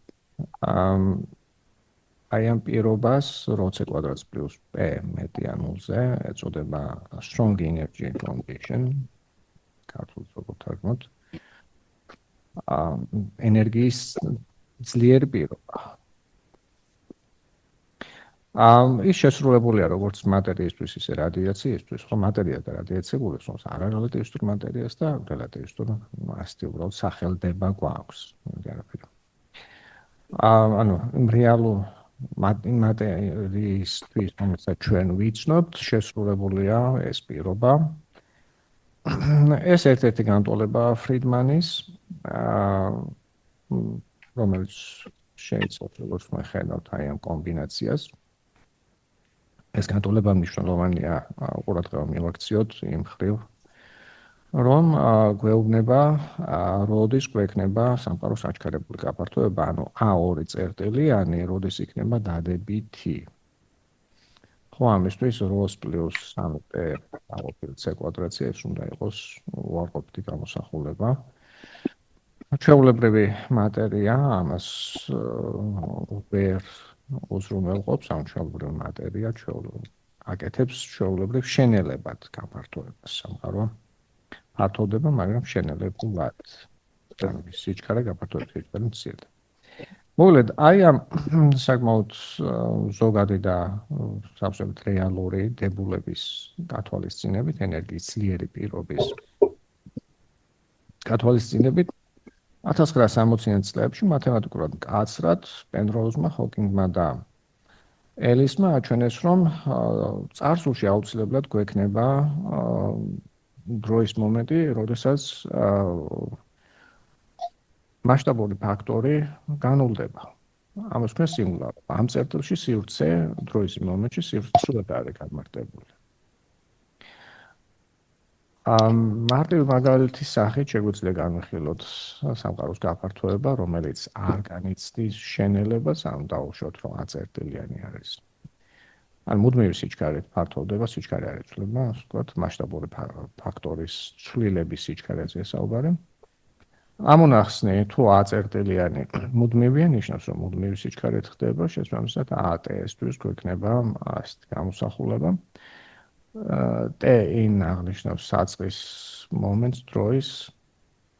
შევაფასებთ ჰაბლის პარამეტრის მნიშვნელობას, შეგვიძლია შევაფასოთ ამ გამოსახულებით, დღევანდელი დაკვირვებად მნიშვნელობას თუ გავითვალისწინებთ. T-T initial ეს არის ასაკი. გამოგვივა აი ამ მოდელის ფარგლებში სამყაროს ასაკის შეფასება გამოგვივა ასეთნაირად. საწყის სინგულარობას ხო შეგვიძლია ვუწოდოთ Big Bang-ი, ეს არის ისეთი თქვენ ხედავთ აქ, რომ როდესაც T უახლოვდება T-ins, H ხდება უსასრულო. აი ამ გამოსახულებიდან. მეორენაირად ჩვენ ამას უფრო ფიზიკურ ტერმინებში ვაყალიბებთ ახლა, არა მათემატიკურად ისე როგორც ის აი აქ იყო აღწერილი. გვექნება ძალიან მკვრივი ერთ წერტილში კოლაფსირებული სამყარო, რომელსაც არ ვიცით რა კანონები უნდა გამოვიყენოთ. გვექნება ასე ვთქვათ სინგულარული სამყარო. მეორე მხრივ ეს სინგულარობა კარგ მინიშნებას და იდეას გვთავაზობს სამყაროს სასრული ასაკის შესახებ. კიდევ ერთი ლოგიკური სირთულე ახლა რაც ვთქვით, ეს უბრალოდ მათემატიკური ფაქტია, სინგულარობა ასეთი ტიპის. ეს არის მათემატიკური მოდელის პრობლემა. ხო? რაც შეეხება სიმყარის პრობლემას, ეს არის ლოგიკური სირთულე და კიდევ ერთი ლოგიკური სირთულე უკავშირდება ჰორიზონტს, როგორც ვთქვით, ჰაბლის პარამეტრი დროის სიდიდეა, შესაბამისად, ისე როგორც ჩვენ შევაფასეთ ჰორიზონტი, მივიღებთ ჰორიზონტის დროის დამოკიდებულებას, ჰორიზონტი უფრო სწრაფად იზრდება, ვიდრე არის წირითი ზომები, ხო, გაჭიმვა წარსულში ეს პირიქით ხდება, ანუ თუ განვიხილავთ დღევანდელი ჰორიზონტი შემოსაზღვრულ არის, წარსულში ის წარმოდგენილი იყო ძალიან ბევრი ბევრი არით ჰორიზონტით გამიჯნული არეებით. ან მიზობრივად დაუკავშირებელ ბევრი არე ჰქონდა. ამის შეფასება ახლა გაკეთებული, რამდენი ასეთი არე გვექნებოდა ბოლო გაფანტვისას, ანუ როდესაც მოხდა რელიქტური ფონის მიკროტალღური ხეთებას უეძახით მიკროტალღური ფონის განცალება, ანუ ესე იგი რამდენჯერაც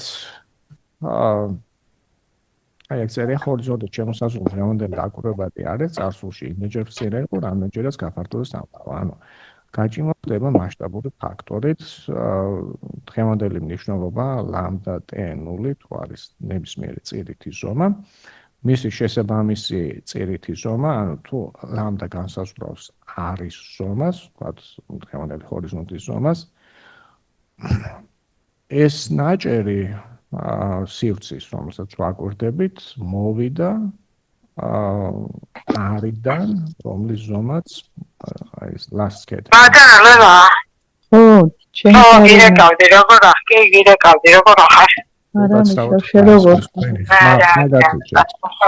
მაგათი ხოლელა ის გირეკავდი და ხო მოკლედ ისინი გამოდის მანქანით და ისინი ყველა მოყობიან ირას ასე რომ მინიმეში ჩემი და შენი ადგილია ხო და ესა ხრის ხოთმაცუცეო იქ ვაიკი დანაპუქია სამთა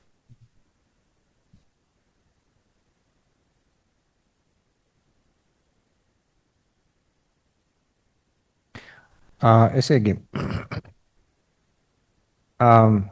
მოკლედ გვექნება ამ არისთვის დღევანდელი ამ დაკვირვებადი არისთვის გვექნება აი ასეთი ზომა, საიდანაც ის მოვიდა ევოლუციის გზით. რამდენჯერაც აღემატება ანული არის დღე მასშტაბური ფაქტორის დღევანდელი მნიშვნელობა.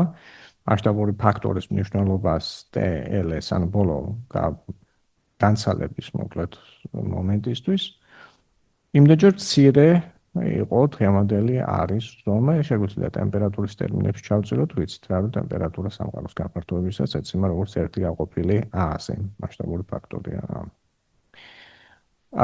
მატერიის დომინირებული სამყაროსთვის h კვადრატი პირველის განტოლებიდან ვიცით არის როს პროპორციული ანუ A-3 ვით ეცემა, როგორც ერთი გაყოფილი A-ზე ეცემა როგორც ტემპერატურა ხარისხად 3. შესაბამისად ჰორიზონტის ზომა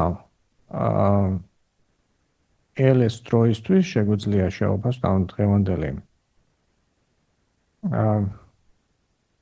არის ვადარებთ ორ ზომას, ვიცით ჰაბლის პარამეტრის მნიშვნელობა. ეს არის ჰორიზონტის ზომა, რაც აი აქ წერია დროის PLS მომენტისთვის. და მეორე შევაფასეთ არის ზომა, რომლის გაჭიმვის შედეგადაც ვღებულობთ დღევანდელი ჰორიზონტის არეს. ხედავთ შემდეგს, რომ იმდროინდელი ჰორიზონტი ბევრად მცირე იყო, ვიდრე არის ზომა, რომლის ევოლუციის შედეგადაც გვაქვს დღევანდელი დაკვირვებადი არე. თუ მოცულობებს შევადარებთ, მივიღებთ ძალიან დიდ რიცხვს, ანუ იმ დროს არე რომლისგანაც დღევანდელი დაკვირვებადი სამყარო მივიღეთ, წარმოდგენილი იყო 10 ხარისხად 6 მიზეზობრივად დაუკავშირან მილიონი მიზეზობრივად დაუკავშირებელი არისგან.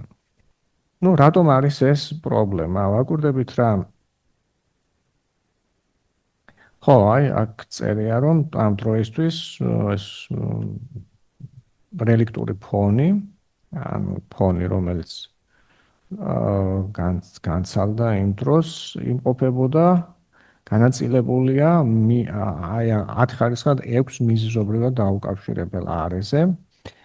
და ევოლუციას განიცდის დღემდე ისე რომ ბევრი მათგანი ცხადია რომ რაოდენობა მცირდება, მაგრამ ბევრი მათგანი ხო ამ არეების დღემდე პრაქტიკულად ვერ მოახდენს ერთმანეთთან კონტაქტს. ანუ უცნაურად გამოიყურება აი ამ სურათის ფონზე ის ფაქტი, რომ სხვადასხვა მიმართულებიდან მოსული ფოტონებისთვის მათ შორის დიამეტრალურად საწინააღმდეგო რელიქტური ფონის ფოტონებზე საუბარი გვაქვს ერთნაირი ტემპერატურა. ანუ რამ გამოიწვია თუკი წარსულში ეს ამ გაზის უბნები, ცალკეული ნაწილები ერთმანეთთან ურთიერთქმედებას ვერ ახერხებდა, ვერ ურთიერთობდა, ასე ვთქვათ, რამ გამოიწვია ტემპერატურის გათანაბრება. რატომ გვაქვს ერთნაირი ტემპერატურა სხვადასხვა მიმართულებიდან მოსული ფოტონებისთვის. ეს ძალიან მართლა თავსატეხია.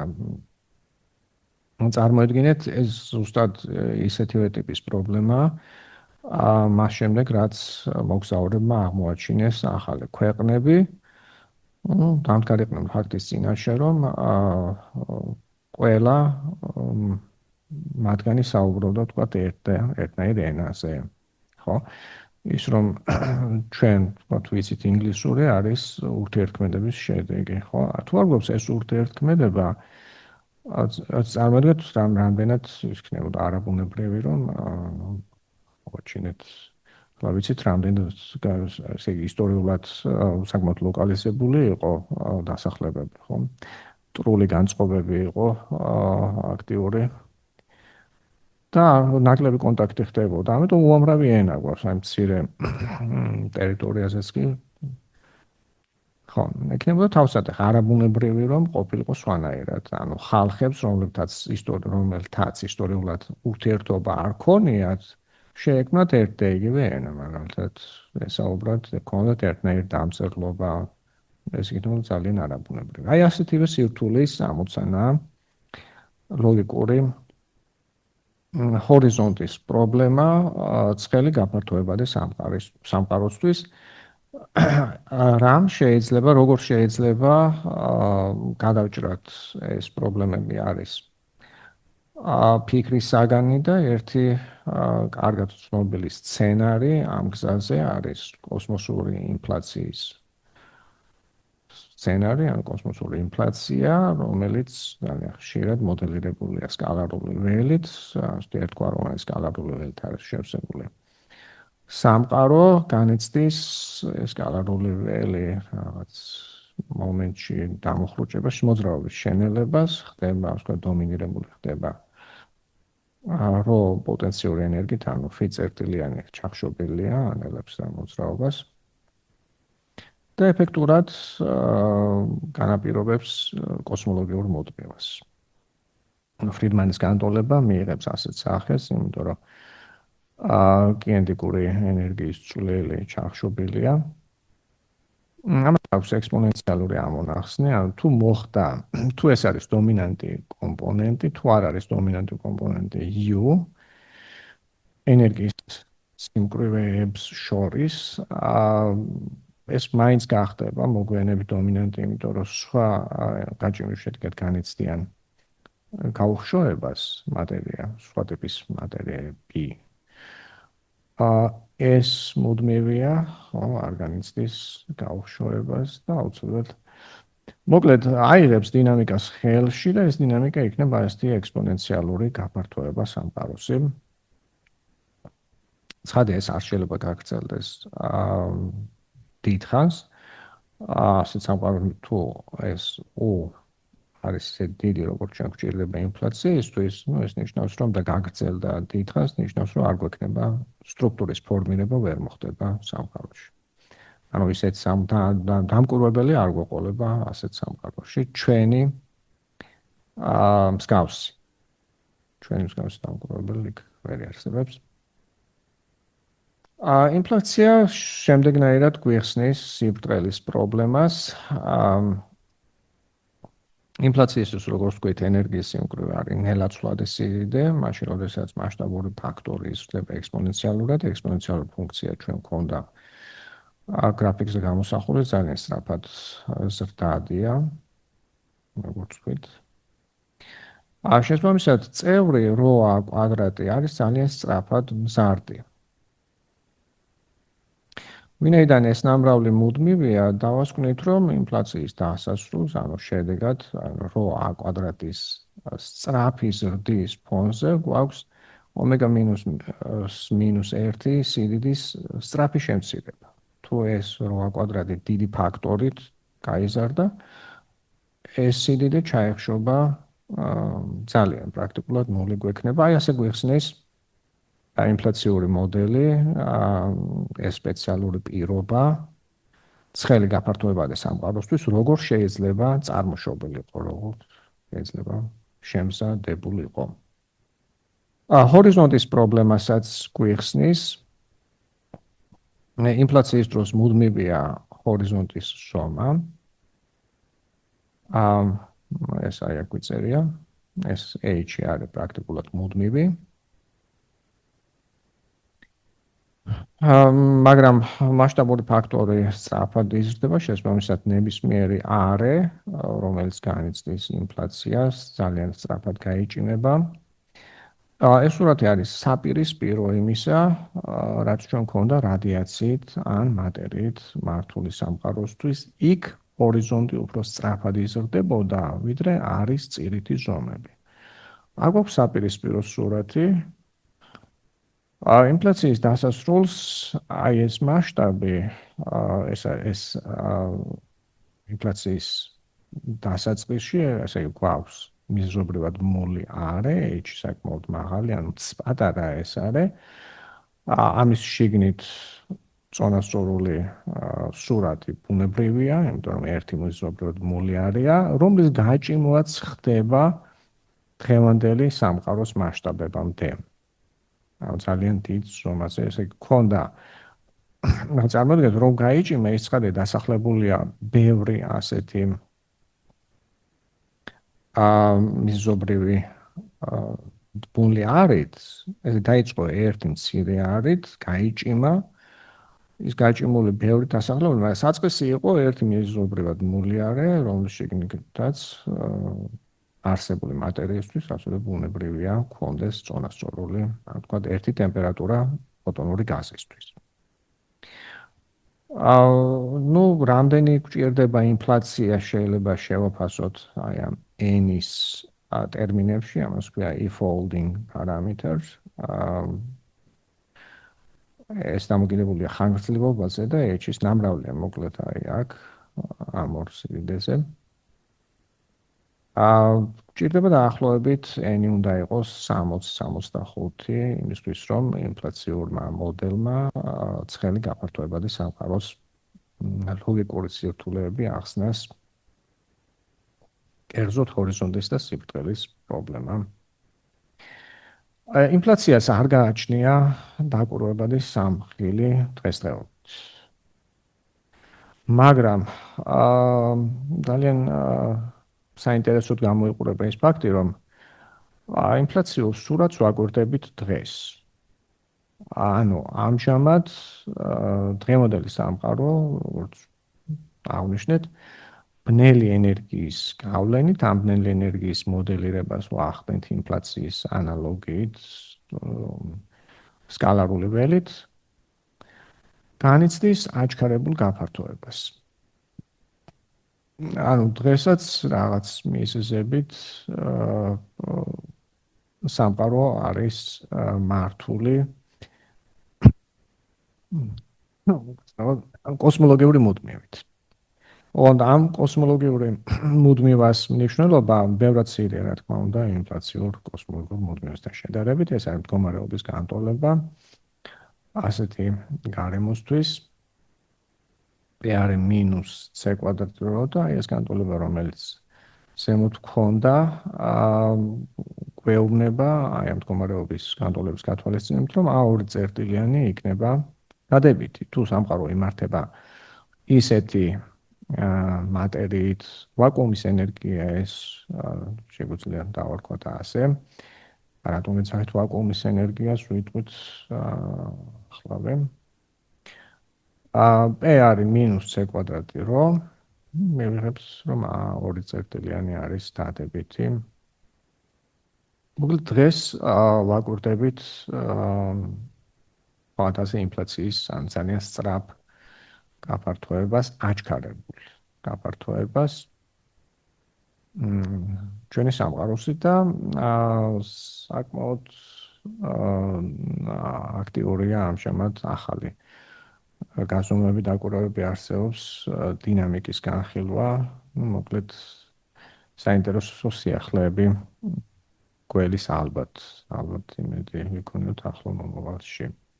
ამასთან დაკავშირებით ვაკუუმის ენერგია ქვია იმიტომ, რომ კოსმოლოგიური მუდმივა შეიძლება გაჩნდეს გველის კვანტური თეორიის ფარგლებში, ელემენტარული ნაწილაკთა ფიზიკის მოდელი, აღწერება კვანტური ველებით და ვაკუუმის ენერგია არის არანულოვანი კვანტური ველებისთვის. მაგრამ მდგომარეობის განტოლება სწორედ ასეთია, რასაც ვღებულობთ ვაკუუმით, უბრალოდ ველის კვანტური თეორიის ელემენტარული ნაწილაკთა ფიზიკის ამჟამად დღეისთვის ცნობილი მოდელის ფარგლებში. მნიშვნელობა ვაკუუმური ენერგიის მოსალოდნელი მნიშვნელობა არის ბევრად მაღალი, ვიდრე ბევრად დიდი, ვიდრე ის, რასაც ვაკვირდებით. ამიტომ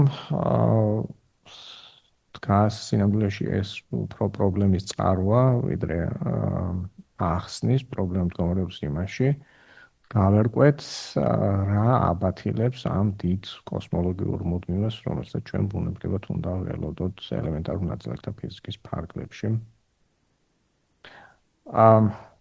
კეთილი ამ სცენართან დაკავშირებით, ანუ ბნელ ენერგიასთან დაკავშირებით, არის მნიშვნელოვანი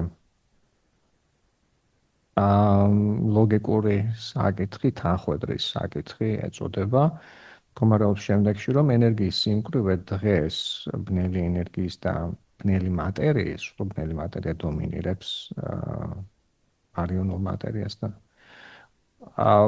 არის დაახლოებით ერთნაირი რიგის სიდიდეები და იქნება არსებობს სხვადასხვანაირად განიცდიან მასშტაბური ფაქტორის მიხედვით ევოლუციას, სკალარული ველით მოდელირებული ბნელი ენერგია და ბნელი მატერია. შეიძლება არსებობს მათ შორის ურთიერთქმედება, რამაც ბუნებრივად დინამიურად შეიძლება აგვეხსნას, რომ მოხდა თანხwebdriver ენერგიათა სიმკვრივეების ამჟამინდელ ეპოქაში და ამ თანხwebdriver-ის შემდეგ დომინირება მოახდინა, ასე ვთქვათ, მართვა, სამყაროს მართვა ხელში აიღო ბნელმა ენერგიამ. ბევრი სტატია ძალიან ამ თანხwebdriver-ის პრობლემასთან დაკავშირებით და ურთიერთქმედ მოდელებთან დაკავშირებით ბნელი ენერგიის და ბნელი მატერიის.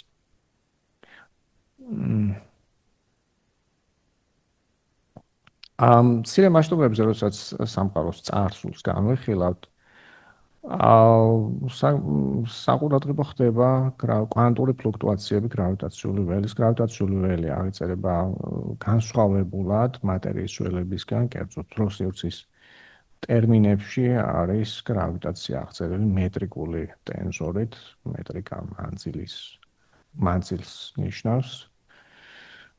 რთულად გამოიყურება სურათი კვანტური თეორიის ასაგებად გრავიტაციის, თუმცა კვანტური ფლუქტუაციები შეიძლება იყოს ადრეული სამყარო ნიშნავს უბრალოდ ძალიან მაღალტემპერატურული სამყარო, დეპროილის ტალღის სიგრძე, ნაწილაკების ენერგია არის ძალიან დიდი, ტალღის სიგრძეები არის მცირე მასშტაბებს გრძნობენ ეს ნაწილაკები და თუ ეს ამ მასშტაბებზე გვაქვს კვანტური ფლუქტუაციები სივრცის, შეიძლება იყოს საგრძნობი.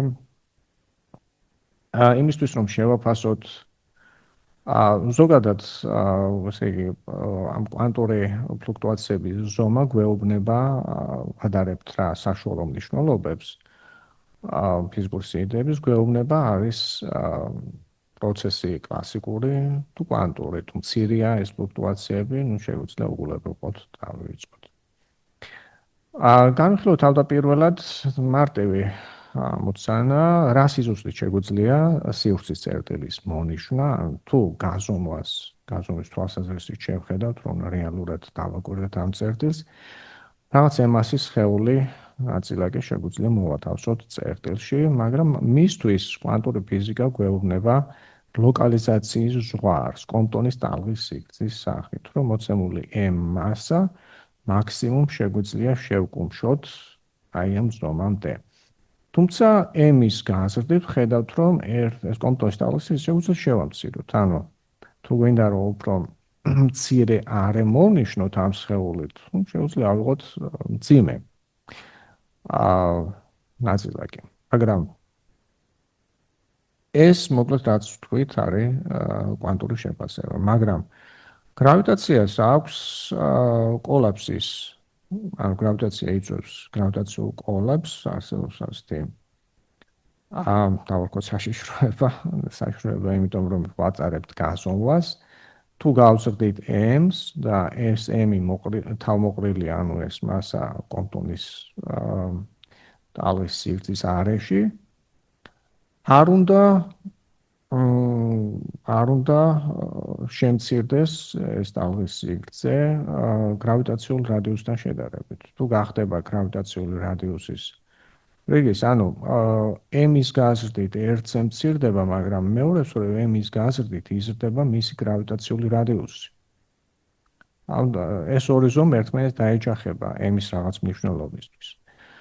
როდესაც ეს დაჯახება, ფიგურალურად მოხდება, ამ ზომების გატოლება, ეს ჩვენი m-ი გადაიქცევა შავხრელად, დავკარგავთ კონტაქტს, ის აღარ იქნება, ან მას ვეღარ გამოვიყენებთ გაზომვისთვის.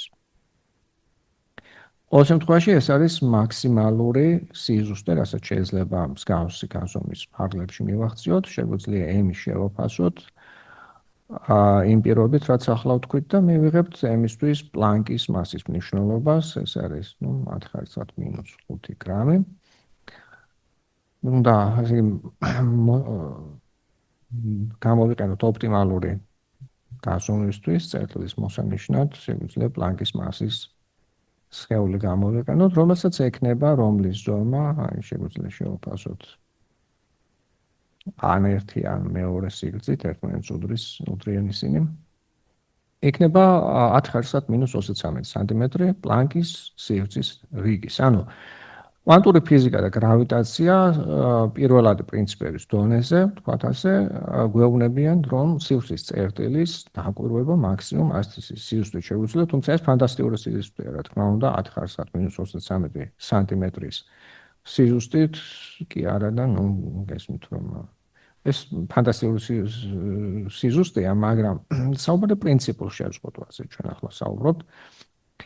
მეტრიკა აღწერს გრავიტაციას, განვიხილოთ მარტივი აზრობრივი ექსპერიმენტი მანძილის გაწვევას, ხო? ანუ გრავიტაციული ველის ფლუქტუაციები მეტრიკის ფლუქტუაციების ნიშნავს და შესაბამისად მანძილის ფლუქტუაციებს. მოვნიშნეთ ორი წერტილი საათებით, ეს საათები არის სფერული სარკე, რომელშიც დახტის ფოტონი. არის იდეალური საათი. ვიცით რა ზომა ამ საათის, ვიცით სიზუსტე, მაგრამ ეს საათები განიცდიან კვანტურ ფლუქტუაციებს. თუ საათის ზომა არის r, მაშინ კვანტური ფიზიკა გვეუბნება, რომ მას აუცილებლად ექნება, ის ვერ იქნება გაჩერებული. განიცდის ფლუქტუაციას და ამ ფლუქტუაციების სიჩქარე არის ასეთი. თუ ამ მანძილის გაზომა სჭირდება ტედრო, სინათლის სხივით ვზომავთ 1 საათი არის დროის მომენტის გასაზომი, უშვებთ სიგნალს, მეორე საათი აფიქსირებს მიღების დროს და აი ამ გზით ვიცით რა გავრცელების სინათლის გავრცელების სიჩქარე, აი ამ გზით ვზომავთ მანძილს. ანუ t ეს არის რა, l გაყოფილი c-ზე. ამ დროის განმავლობაში ფლუქტუაციების გამო წაინაცვლებენ საათები. t დელტა v მანძილით. ამიტომ l მანძილის გაზომვაში გვექნება ასეთი ცდომილება, ერთი არის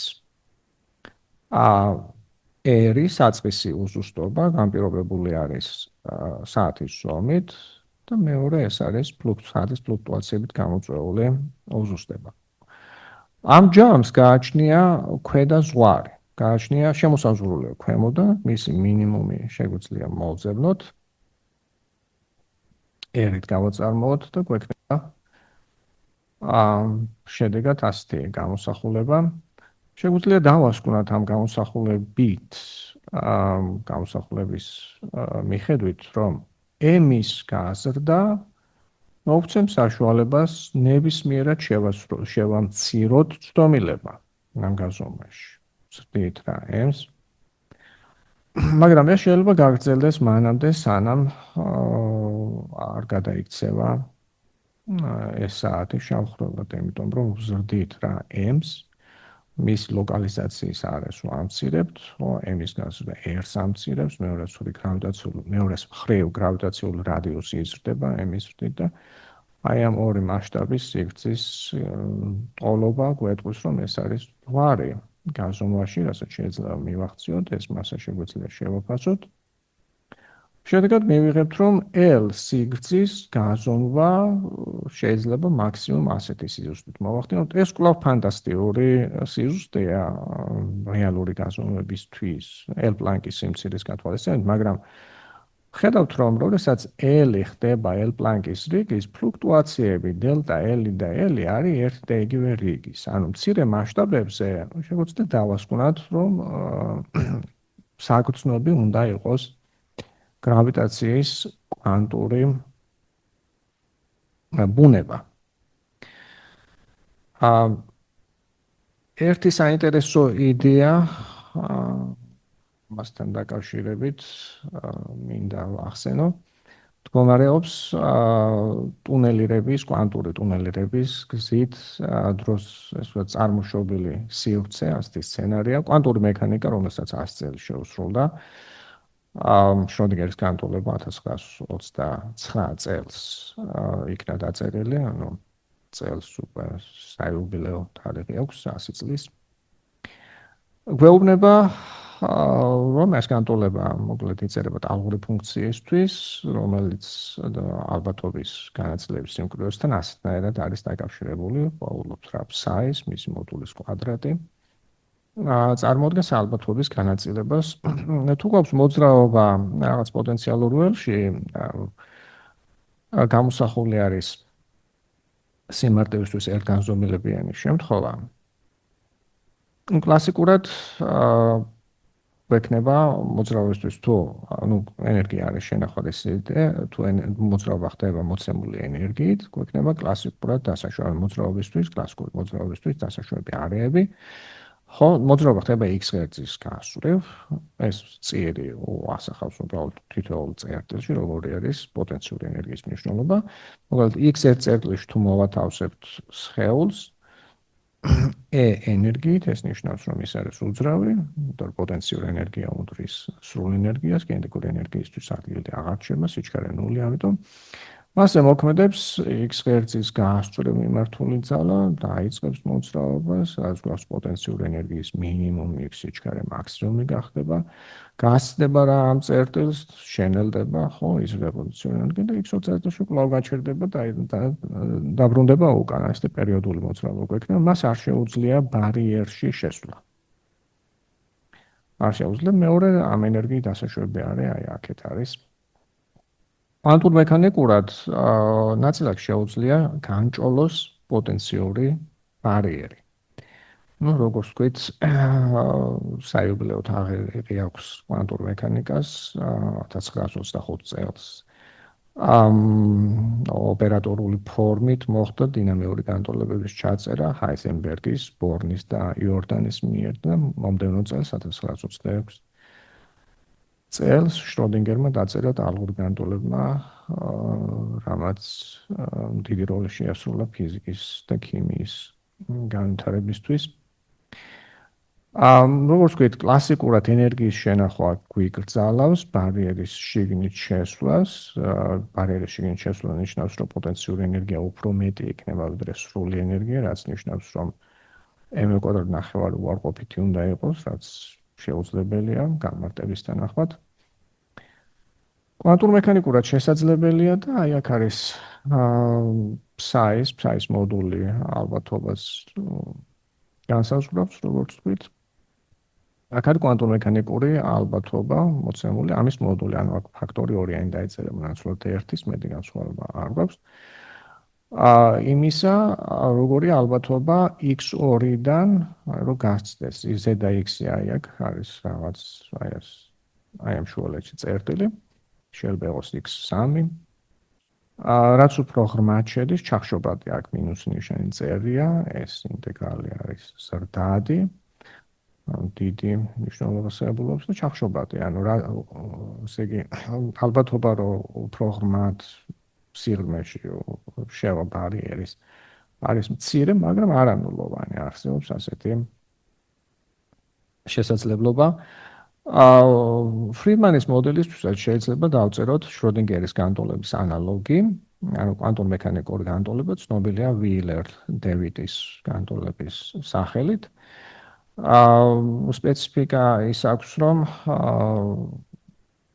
კვანტური კოსმოლოგიის ფარგლებში არის ანუ შეესაბამება ის განტოლება ანუ კოსმოლოგია შეესაბამება ეოდრის ნულ ნიშნულობით მოძრაობას.